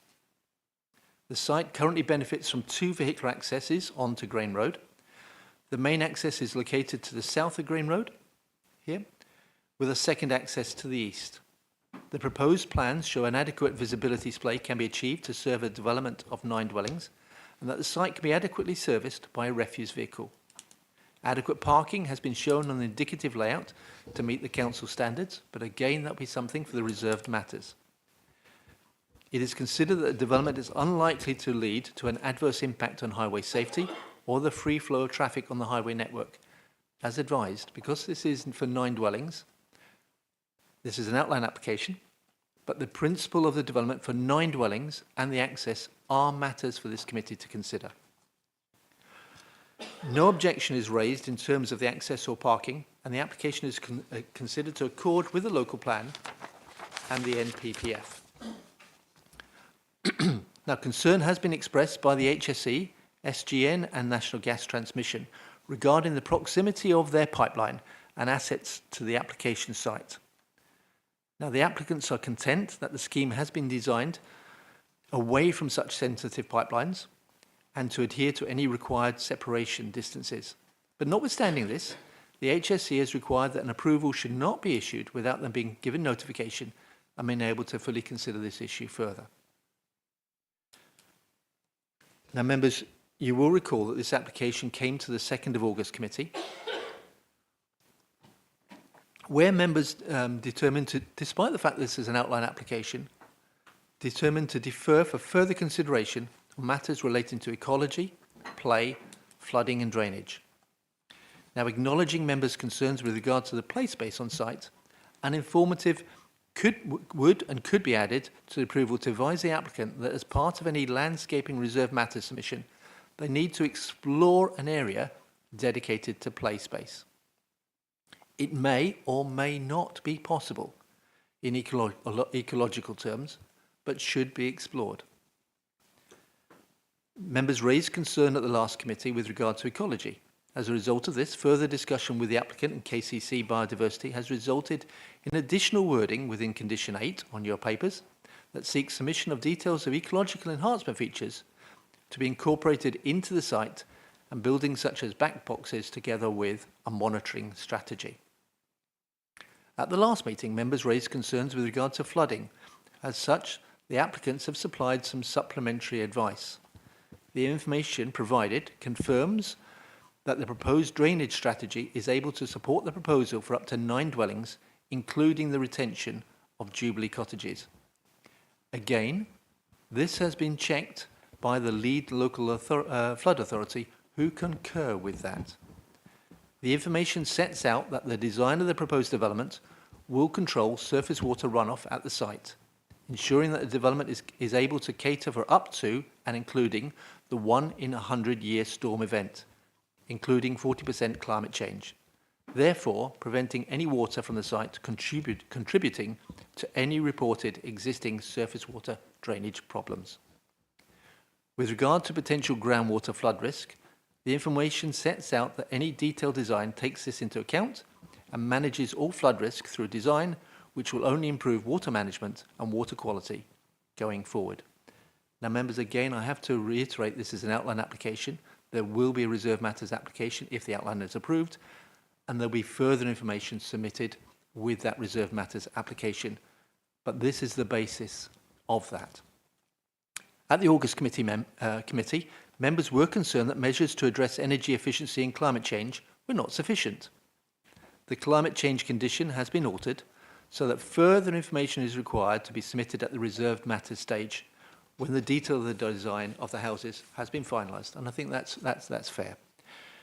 In summary, recognising the Council's position regarding its lack of 5-year housing land supply and the fact that this limited development is considered to be sustainable in accordance with the NPPF, the principle of development is considered to be acceptable. And I have mentioned this a number of times. The development is in outline form with all matters reserved for future consideration except for access. However, it has been shown on the indicative plans that the housing could fit onto the site without causing harm to the character of the local area or amenity or issues with regarding the highway network. And as such, the application is recommended for approval, subject to the conditions set out in the report and amended on the supplementary, and that referral to the Health and Safety Executive. Thank you, Chairman.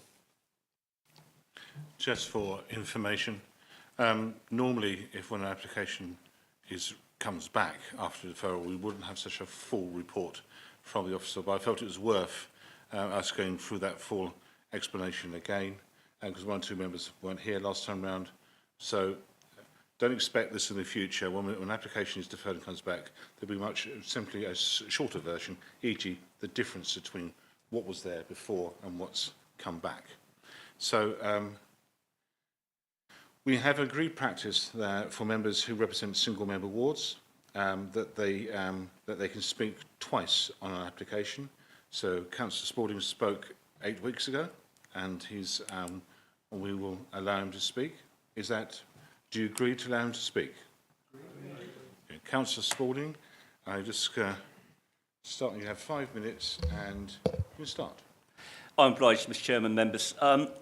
For what is being hammered as an outline application, we seem to have an awful lot of conditions on it, 24 in all, many dealing with perhaps reserved matters. Now, I was here 8 weeks ago, and the committee deferred it because they wanted a lot of that information to come back now. Not at a reserve matters hearing, they needed it now. But the starting point really has to be the pre-application discussions back in 2020, which showed a desire for 14 new dwellings, which on discussion was reduced to net 7 after the 9 new ones and the 2 cottages being demolished.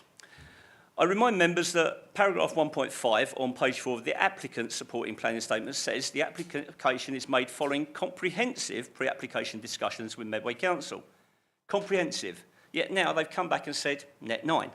Members will also be aware from the pre-application document, paragraph 3, main considerations, the applicant was told, in no uncertain terms, you would need to justify why the site can no longer be used for agricultural purposes. Need to, in other words, must, not if you feel like it. The applicant was present in August, he's here again tonight, and was reminded of this. The applicant has ignored the council. They have not done this. He's had nigh on 3 years to provide this justification. Now, I say that goes to the principle of the proposal, which is one of the things we've got this to consider tonight, because this is agricultural land, not brownfield or not part brownfield. The other thing is that if members approve this application, in the absence of that required justification, you, in my submissions, will be setting a dangerous precedent which will allow future developers to completely ignore any pre-application detail. Now, if I turn now to the other issue, which is access, it is common ground there are 2 established access points to the site. The proposed one leads down into the area which, as members know from last time, floods. It floods heavily. We occasionally get raw sewage in it. The second access point doesn't. Using the side access instead of the bottom access, which is proposed, it removes the issue of harm of people walking, driving or suffering, having to go through flood and sewage. Yet the applicant persists with this proposal. He could have and should have designed the application appropriately. Now, if this was an alternative application for a side access and the justification was here, my view as the ward member would probably be completely different. But I cannot, in any conscience, accept or back this application because the current proposed access directly leads to an area considerably prone to flooding. And I would remind members there's law on this very specific issue. In the case of Leakey and National Trust, the Court of Appeal held that landowners are liable for nuisance caused by anything that relates to natural causes weathering. Now, Medway Council knows this. We know it's liable to flood. We've had videos come in, information, it's already been provided. We're the owner that's responsible, landowner that's responsible for the roads, so the implication is obvious. Now, some members may know I'm legally trained, and in anticipation what a question might come up, if members were to refuse this on the basis of leaky and nuisance and law, and the fact that the applicant has not provided the actual justification, then my research suggests that the actual likelihood of the applicant getting it through on appeal is not a lot. That is, as I say, my research. Head of Planning may have a different view. Now, the flooding issue is major. The Groundshaw report is clear, flooding, high risk, red letters, page 18, area prone to flooding, significant risk. Members will note the public objections, and there's photographs with Mrs Richardson and Tony Smith's objections. At the previous committee, the planning officer stated categorically, the area surrounding the site faces significant flooding. Now, we've heard, allegedly, talk of the local lead flood authority undertaking works to improve this. Now, I couldn't find any documents or detail on the portal for this, so I queried it with her. And I said, are these works finished? Her reply, they haven't instructed any works. I would respectfully suggest, in that case, the planning officer was mistaken. The flood risk strategy presented to Cabinet last night makes no mention of works in Middle Stoke, only Lower Stoke, paragraph 6.5.2. And in the current report, she refers to, and Ms Harris has referred to it today, supplementary advice and information. It's not on the portal. We don't have it. You have to base this on the evidence you have. We've obviously not been able to challenge it. Now, we've had an ecological plan come in on the 12th of September. It uses drawings, you use the old ones, and then has one of them that contradicts it. You can't even consider it. And there's an alleged climate change statement. Thank you, Councillor. Your 5 minutes is up. No, I've got 420. I beg to differ, but I had 429. But I will defer to you, Mr. Chairman. I think my time is correct. You did almost give me another minute last time, so I appreciate that. Right, so before I take any speakers, just to reiterate, this is an outline planning application. So a full application or reserved matters application will be coming back to this committee for determination. All outstanding matters will be a part of that full planning application. It may, and I imagine that a lot of work will go into that, not just all the issues being raised, but a detailed plan as well. So, any member? Councillor Lemus.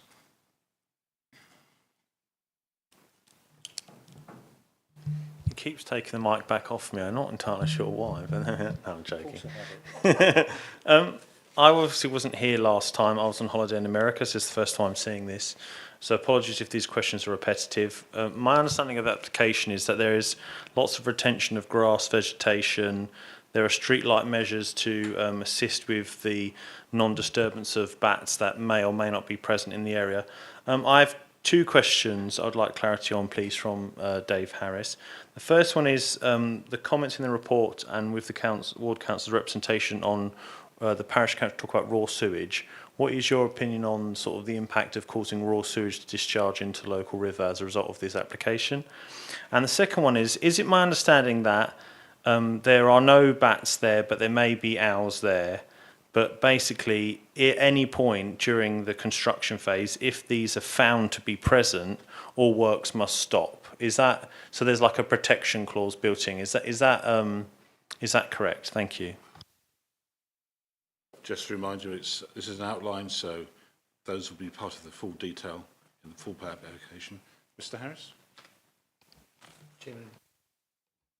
Chairman, thank you very much. I mean, firstly, in relation to the flood risk element and the raw sewage, this development won't cause raw sewage. Yes, there are some existing issues in the area, and the lead local authority is investigating those, or has investigated those, and is starting to work up plans which will improve that existing situation. But this proposal won't add to those problems, either from a surface water and definitely not from a sewage point of view. The development will cater for that. In relation to ecology, barn owls were not recorded, but there is a high possibility that there might be there. If you look at those buildings on site, there is a high possibility that bats might have been there in the area, although they weren't recorded in the ecology. Within the reserve matters, there'll need to be further work done on that. Definitely there are recordings of barn owls, but again, whilst the council's ecologist has advised on that, what they're recommending is further conditions to go on the application, which are about ecological mitigation, ecological enhancement, and measures to protect them. So the lighting, for instance, which was mentioned, there'll be no external lighting unless agreed with us, and we would only agree external lighting if we're satisfied that it won't harm the ecology of the area. And certainly there won't be an ability to demolish buildings or start work until further work comes in as part of condition clearance and as part of that reserve matters. Hopefully that's helpful. Thank you, Chair. So my understanding is that if there is not a sort of stop works clause in the event that these protected animals are found, there may well be in the reserve matters application that is coming down the track more beefed up on that point. Thank you. And this development will be subject to SUDS, so the sustainable drainage on site. And currently, I don't believe that's the case for the existing properties in the area. Another councillor? Councillor Galvin? Yes, thank you, Chairman. I must admit, when it came before us before, I did have one or two doubts about this one, but certainly as far as the flooding issue is concerned, I think the amended condition 23 covers that point very well indeed, because I think that is something that's very important, because in the last few weeks in my own ward at Dargets Wood, which must be one of the highest places in Medway, we had considerable flooding. So we've got to accept that. I think going forward, you know, with climatic change and regular, not just 1 in 100 years, but we are getting regularly huge amounts of surface water coming down. I think that's something we've got to really look at as a planning committee, because certainly from my observations, a lot of these issues are from paved over gardens and the like without adequate drainage. That water flow is going out onto the highway and subsequently finding the lowest point, which unfortunately up at Dargets Wood was somebody's living room. Now back to this application. Is this a suitable site for development? Well, yes, it's a redundant piece of land. The argument's been put by the local member quite rightly. Would it be suitable for agricultural use in the future? It's a comparatively very small site. The only agricultural use I could think that would be economically viable on that site would be greenhouses or something of that nature, because obviously the farm that was dependent on that yard has found alternative means of storing their machinery equipment, and all the rest of it goes along with the agricultural business. So we're basically talking about a piece of redundant land. It is surrounded by other housing. Undoubtedly, we do have a severe shortage of available building land in Medway, so it would help address that issue. I also am a firm believer that we should promote quite a number of smaller sites than that for development, because, to be perfectly frank, the volume house builders are not building out at a sufficient rate to keep up with the housing demand that we've got in Medway. Small and medium-sized developers, the type that would take this site on, seem to do that. And another issue is comparing the small and medium-sized developers. The quality of build that I've seen from our small and medium-sized developers has been considerably better than that of the volume builders. I mean, I think the peninsula has been blighted with houses that have just been dumped out there that might be suited. Yes, they're the type that would look not out of place in my ward of Walderslade and Lordswood, but I think in a country location they stick out like a sore thumb. So that does give us the opportunity to at least have a bit of Kentish vernacular and, you know, and something that fits in with this environment. So I think on balance, and it is a balance, I will support this, but it is a balanced one. You know, this isn't black and white. You know, there are issues, and one has to take the concerns of the local member and of course his residents into consideration. But I do think on balance this would be a good development for Medway. Thank you, Chair. And I agree with you, Councillor Galvin, that the small volume builders are going to be very important for us as they build out, rather than when the larger developers are stepping back at the moment. And yes, we had some really good quality small building, small developments, and we had a presentation last week of a similar site, which was again would bring great merit if it ever came. Now, just to say that the amendment to condition 23 is also a reflection of the email that was sent to Councillor. Oh, I've done it again. Mr. Harris earlier today. Just members aware. Any other member? No? So just to be clear, obviously with the reserve matters that are coming in, these hours will be protected, isn't it? So there isn't a case where they won't be. Yeah. No, absolutely.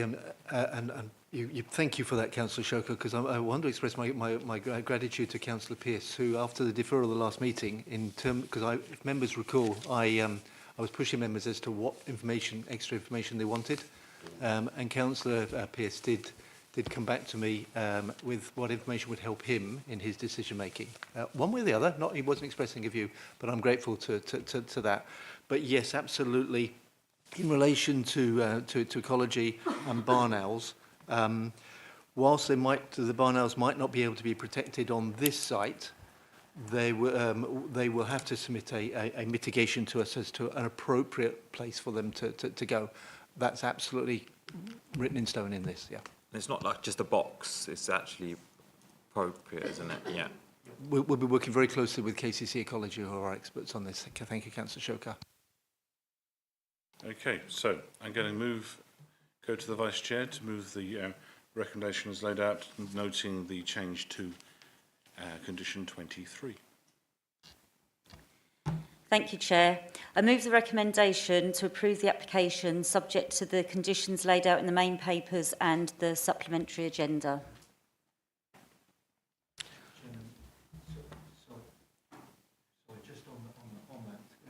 Chrissy, it also requires referral to the notification to the Health and Safety Executive first. Yeah. Sorry, that wasn't clear in the recommendation. My apologies to you. Right. Okay. Yeah. Right. Subject to that additional wording? Yeah, subject to the Health and Safety Executive. Yeah. I second that exactly as the Vice Chair has laid out. Okay. So those in favour of the proposal?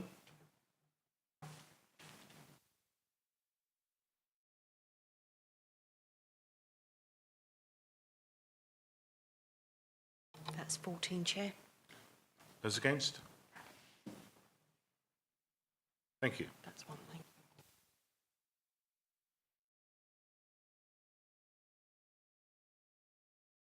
The application for at Middlestoke at 1 and 2 Jubilee Gardens Green Road has been approved. So let's move on to item 7.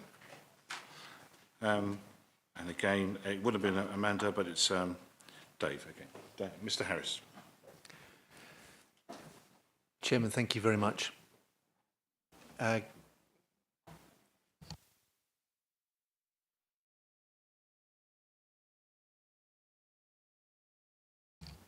Chairman, thank you. Craig House, Wilson Avenue. Application for loft alterations to accommodate one self-contained residential unit. So this is the application property here, which has already been converted to two flats. It's on the corner of Wilson Avenue and Pattons Lane. So you can see the location there. And that area in there has been set out as an amenity area for the residents of the existing residents there in this block of flats. And you can see that the access is off of Wilson Avenue, and you've got the car parking area in there. Currently 8 flats. So when they originally came in to us, it was for an additional level on this property to provide for 4 extra flats within effectively a 3rd floor. Now, if you see the adjacent property here, and you can see how that was starting to take this building to a level which would then overly dominate that existing property and also overly dominate the street scene. So my office has expressed concern on that, but recognise that the existing property has a very strange roof layout, and there were possibilities there where we could get an improvement to the appearance and provide for some additional accommodation. So the applicants have gone away, and they're looking at 1 additional flat within the roof space. So that front elevation faces on that way towards Pattons Lane. Then that side elevation is facing towards Wilson Avenue and where the parking area is. This is important because you can then start to see that relationship with the adjacent property. Now, where previously you can see how that was harmful and over-dominated the adjacent property. The new proposal, by working off the existing eaves and providing for one flat within the roof space, respects far greater the adjacent property there, and far greater the street scene. In terms of the rear elevation, so that's the side elevation which will face towards that property there. The dormers proposed within the roof space to serve that new flat face towards Pattons Lane or Wilson Avenue, not into adjacent properties. And then you have that rear elevation there, which again is facing towards down Pattons Lane. So again, respecting the amenities of neighbouring residents. So they're just proposing one flat within the roof space, quite a large flat, as you can see. The added benefit to this is you can see the street scene proposed from this CGI. But the added benefit to this, unfortunately, I haven't got that photo hasn't come out.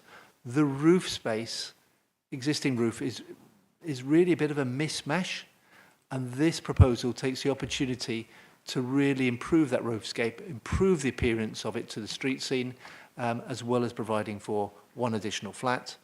In terms of parking, they're not providing any additional parking for this additional flat, but we feel that in this location, that's okay and is not a reason for refusing the application.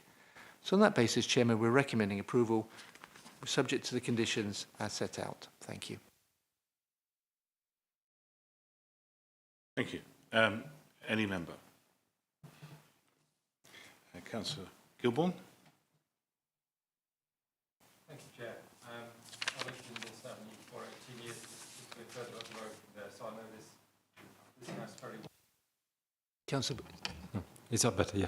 So I know this area very well, and it's always been an odd sort of development because of sometimes the people that actually live there. And there was a murder there some 12 years ago, I think it was. Not that that should cloud the judgment, but it's the single occupancy flats. But this sort of enhancement, particularly to the look of it, as well as providing an extra space, I would support very strongly. And I think there's a shortage of that sort of accommodation in that part of Rochester anyway. And so I think what they're proposing seems perfectly reasonable, and I would support this and the recommendation made. Any other member? If not, I move the Vice Chair to move the recommendations as laid out. Thank you, Chair. I move the recommendation to approve the application subject to the conditions as laid out in the main papers. I'll second that, Chair. Okay. Those in favour of the proposal?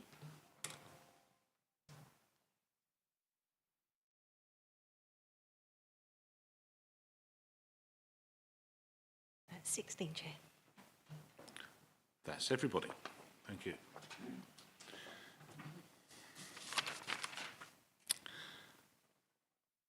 So the planning application for Craig House, Wilson Avenue has been approved. Move on to item 8, and that's 80 to 82 Watling Street, Gillingham. Mr. Harris again. Chairman, thank you. I'm hoping that maybe when we get to the next application, you'll hear a voice other than mine.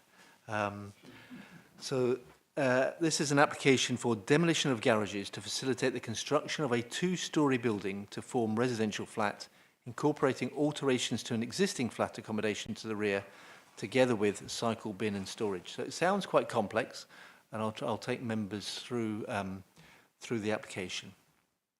So this is Watling Street. This is a local centre in here. You have a retail store on the ground floor here, and this is El Kendra restaurant just on the other side here.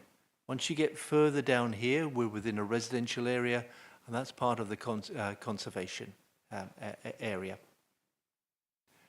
So some photographs of the existing site. So that's the existing building. These are the existing garages which are proposed to be removed from the site. And then we've got this alleyway, and then we've got the residential properties moving down here. So this is looking back towards the existing building. And you need to be aware of this here as well, because this is impacted from the development. It's quite a strange looking existing design here. This two-storey flat roof extension at the back of number 80, just in there, but these garages in there. So a little bit of a closer up of that, showing the back of the properties and the garages there, showing the condition and their appearance in the street scene. Looking back at them from a slightly other direction, and look at the very characterful properties, residential, which go down the road here. And you can see them, they're beautiful, and form part of the conservation area.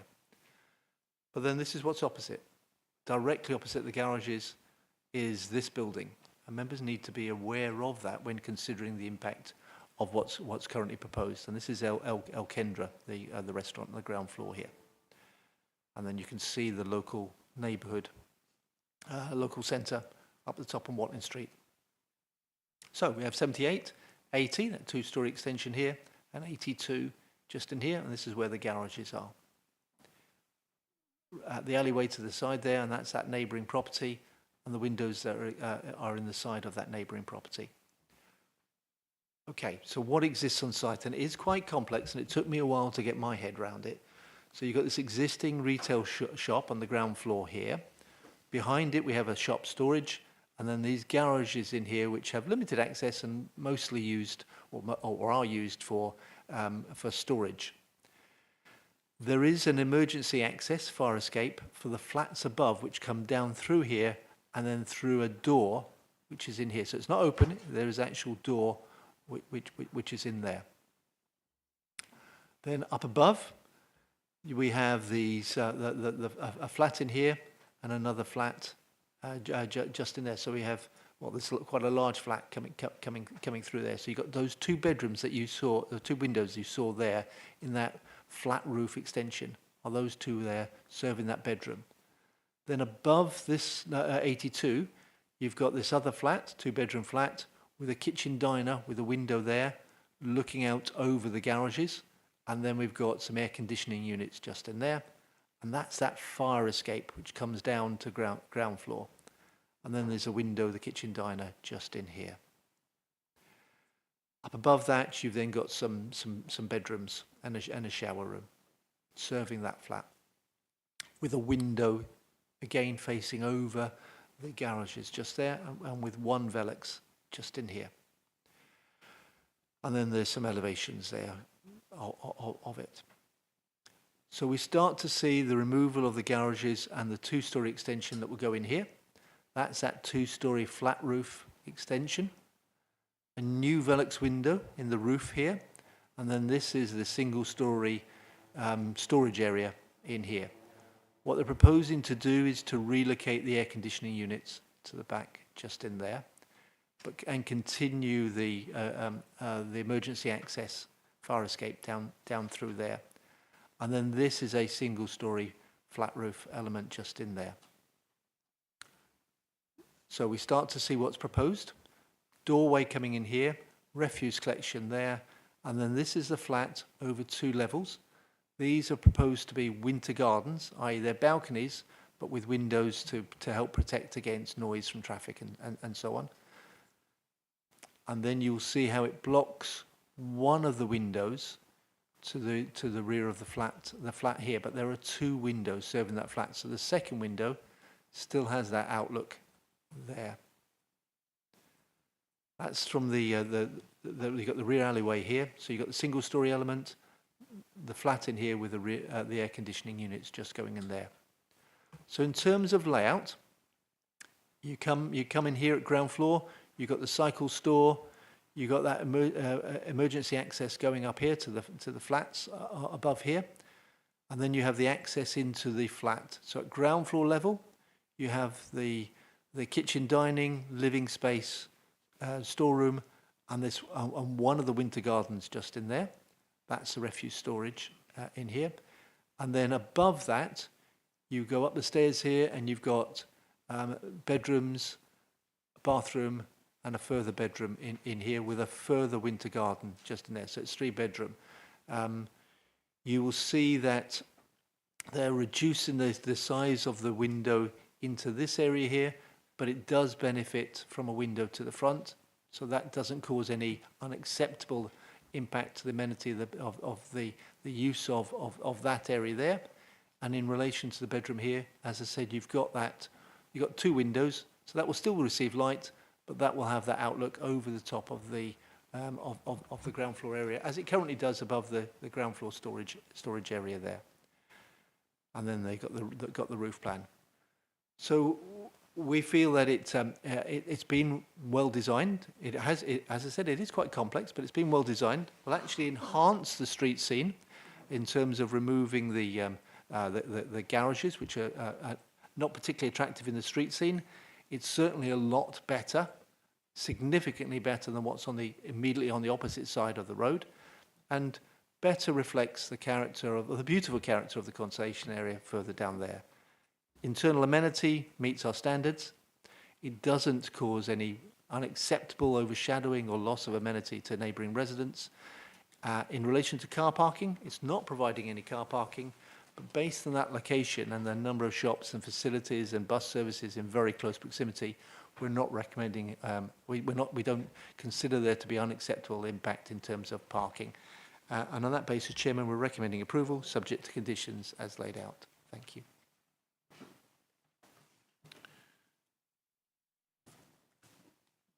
Any member?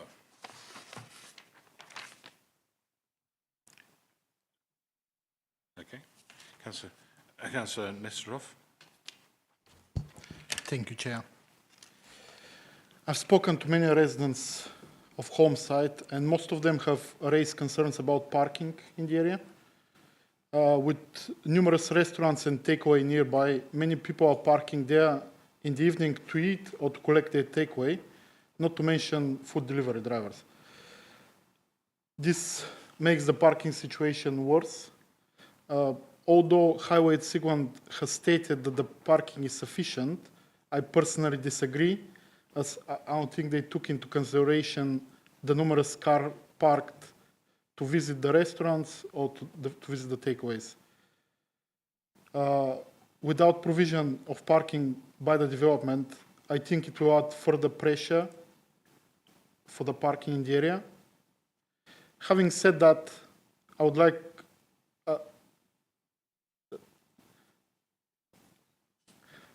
having said that, I think the garages are eyesore for the area, and I would like to see them develop. So personally, I'm still on the fence. Thank you. Any other member? Councillor Jones. Sorry, Chair, you may not regard this question as being particularly relevant, but it does occur to me the situation is close to an alleyway. It's a new design build, and bearing in mind the previous item on which I raised these comments, to which I didn't really get an answer, it seemed to get missed. Has there been a Kent Police input, and have they had any comments? Chairman, they haven't made any comments on this application, no. Any other member? If not, I'll move to the Vice Chair to move the recommendations. Thank you, Chair. I move the recommendation to approve the application subject to the conditions as laid out in the main papers. Seconded, Chair. All those in favour of the proposal?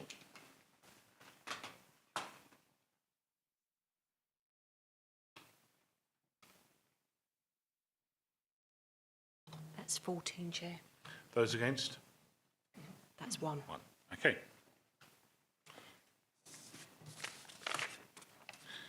So the application for 80 to 82 Watling Street has been approved. So move on to item 11, and Jackie Olsen has to speak again. Thank you, Chair. So this is an application for 34 White Leaves Rise in Cuxton. It's a part retrospective application for the construction of a single-storey rear extension demolition of the existing. Here's the site location plan. It shows the relationship of the site to its context. It's characterised by semi-detached properties with long gardens. So just some photos. The first one shows the front of the house with the garage and the house further behind, and it sort of steps up.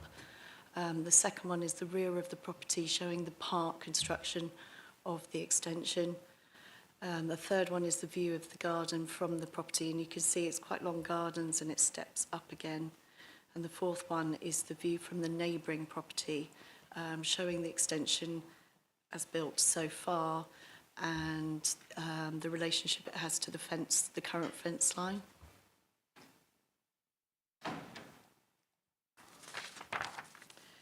So this shows the existing and proposed block plans. You can see the old conservatory here in blue, that's proposed to be demolished. And this is the new proposed extension that follows the boundary line. This is the existing floor plan. Sorry, it's a bit blurred, but it's how it came to us and it's just not transferred very well. But it does show the conservatory here that's to be demolished. The existing elevations, again, the conservatory there and there. So this is the proposed floor plan. The extension is proposed to project 4.9 metres to the rear, follows the fence line. We did look at neighbouring amenity and in terms of daylight, sunlight and outlook, and these were considered acceptable. These are the elevations showing the proposed extension here and here. So the application is recommended for approval as set out. Thank you. So as the last paragraph in the paper says, it's only come to us because the partner of the applicant is employed by the council. And so any member? Can I move to the Vice Chair? Thank you, Chair. I move the recommendation to approve the application subject to the conditions as laid out in the main papers. Seconded, Chair. Those in favour of the proposal?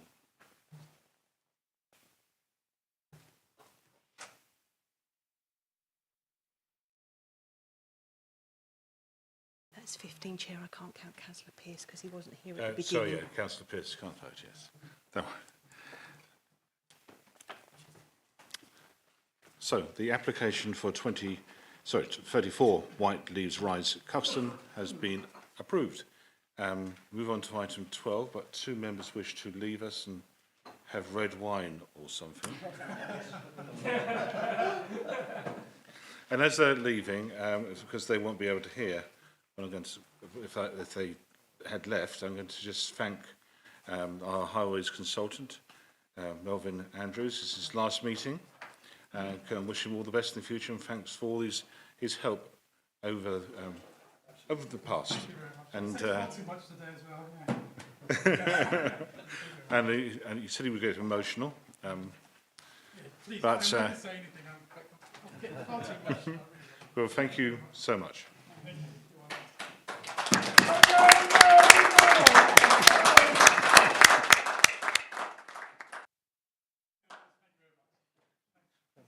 Yeah, thank you. If he brought cream cakes, I wouldn't have done that.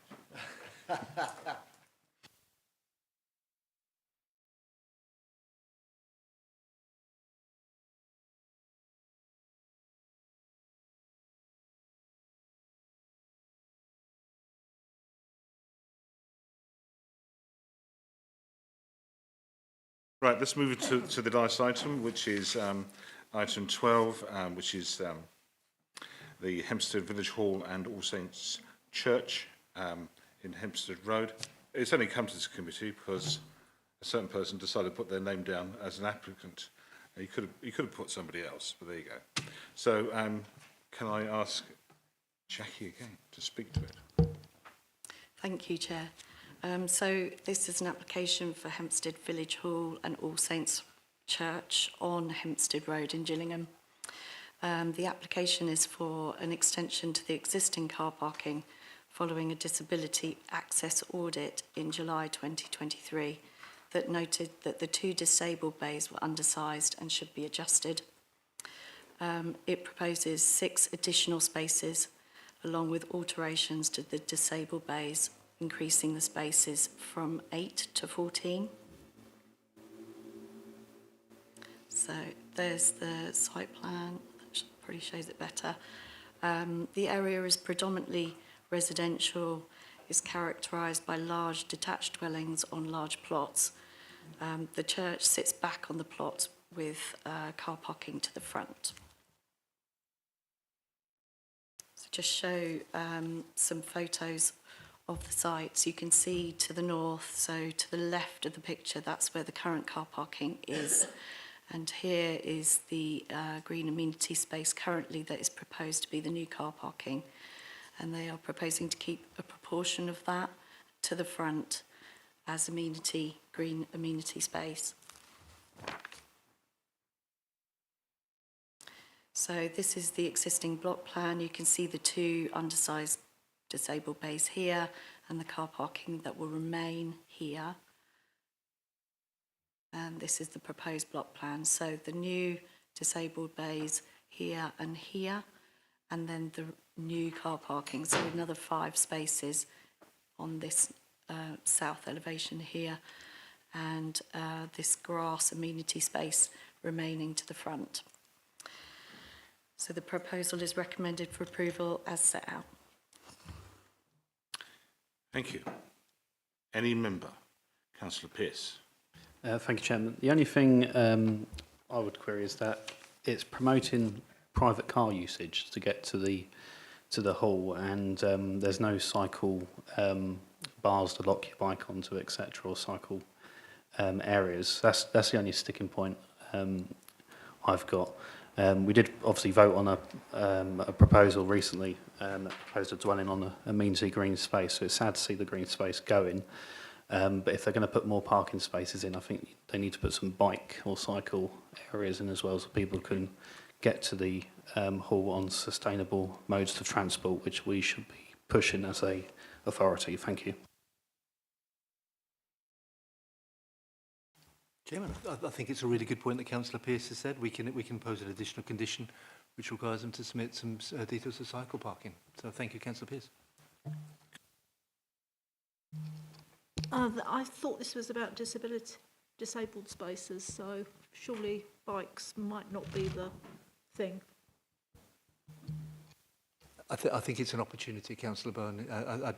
In terms of that, promoting that sustainability, I do think it's a good point that Councillor Pearce makes. You're absolutely right. The application is predominantly to deal with providing those 2 proper-sized disabled parking spaces, but they also take the opportunity to provide additional parking as well. And while they're doing that, I think it's I wish I'd thought about it, but I think it's a good idea to get that additional cycle in. Fair point. Councillor Field. Sorry to be that man. Just wondering about, because obviously it's hard standing, Councillor Galvin was talking about surface runoff earlier. Is there something that we can do about suitable materials that would encourage better surface runoff? Ooh, there you go. What's it? It's up to you. Your data, you want to answer? So my understanding is that there is 2 manholes that will take the surface runoff for the surface water. Thank you for clarifying.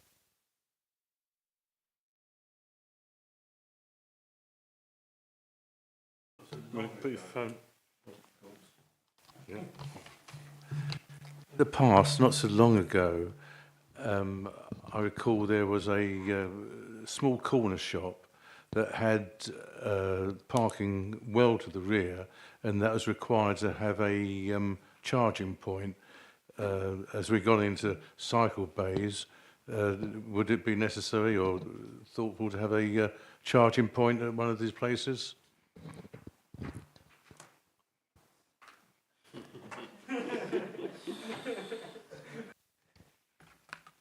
I could curse myself, Councillor Barrett, because that's 2 points there in terms of one, the cycle parking and the EV charging. I think it's a good point. Again, we can cover that by condition. I think it's sensible. If we can get there are no EV charging points there currently, it's an opportunity again. Yeah, even if we just get one, it's an opportunity. Yeah.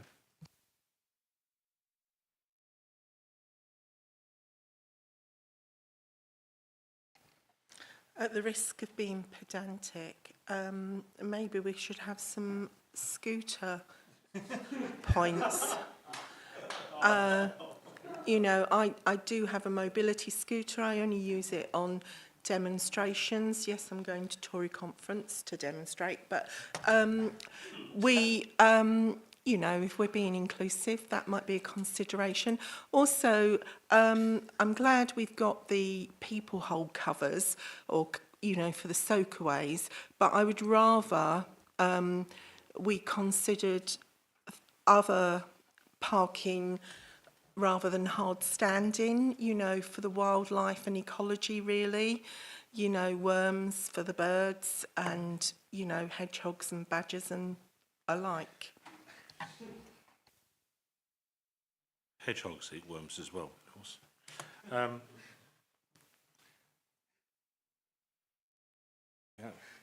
Jackie? I'll just come back on the... I think that's why the landscaping is, so the grass to the front is proposed to remain, and also those flower beds either side, so it takes some of the surface water runoff, but also gives some sort of greenery and boundary treatment that will help soften it a little bit.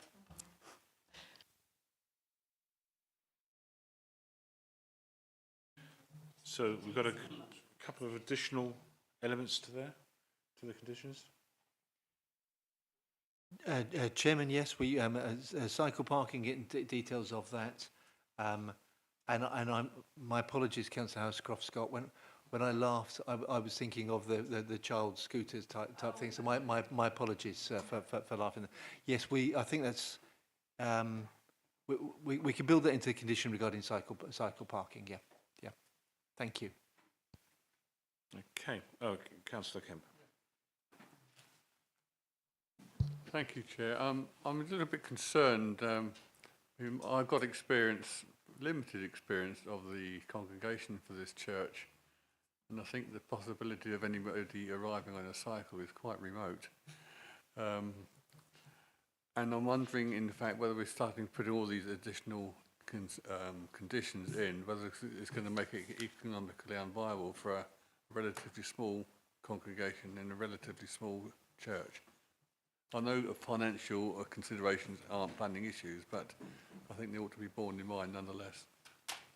Chairman, totally understand and respect that. I mean, congregations do change, but I understand the point you're saying. I think the reason I responded so quickly to what Councillor Pearce and Councillor Scott have said in terms of cycle parking is that it's relatively inexpensive to provide some areas where you can chain a bike up to securely.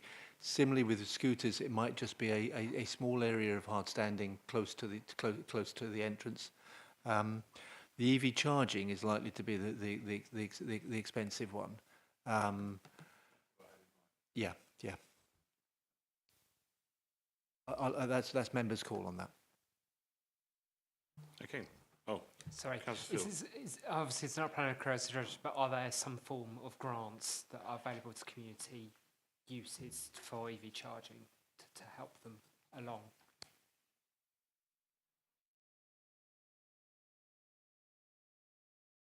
There might be. I mean, it's a possibility, Chairman. You can impose a condition.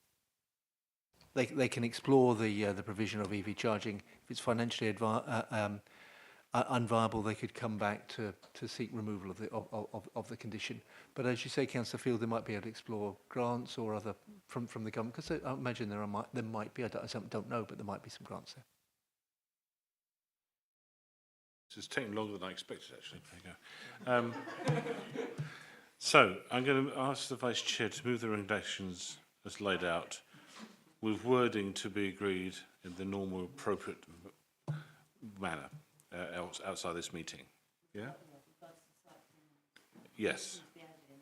Yeah. So we can make sure that wording properly reflects the conversation we've had here tonight. Right. Thank you, Chair. I move the recommendation to approve the application subject to the conditions laid out in the main papers and adds an condition with regards to cycling and charging points and mobility scooters. Wording to be agreed after the meeting later date. Yeah. Through the normal channels. Agreed, Chair. Sorry, seconded, Chair. And thank you very much. Okay. Those in favour of the recommendation?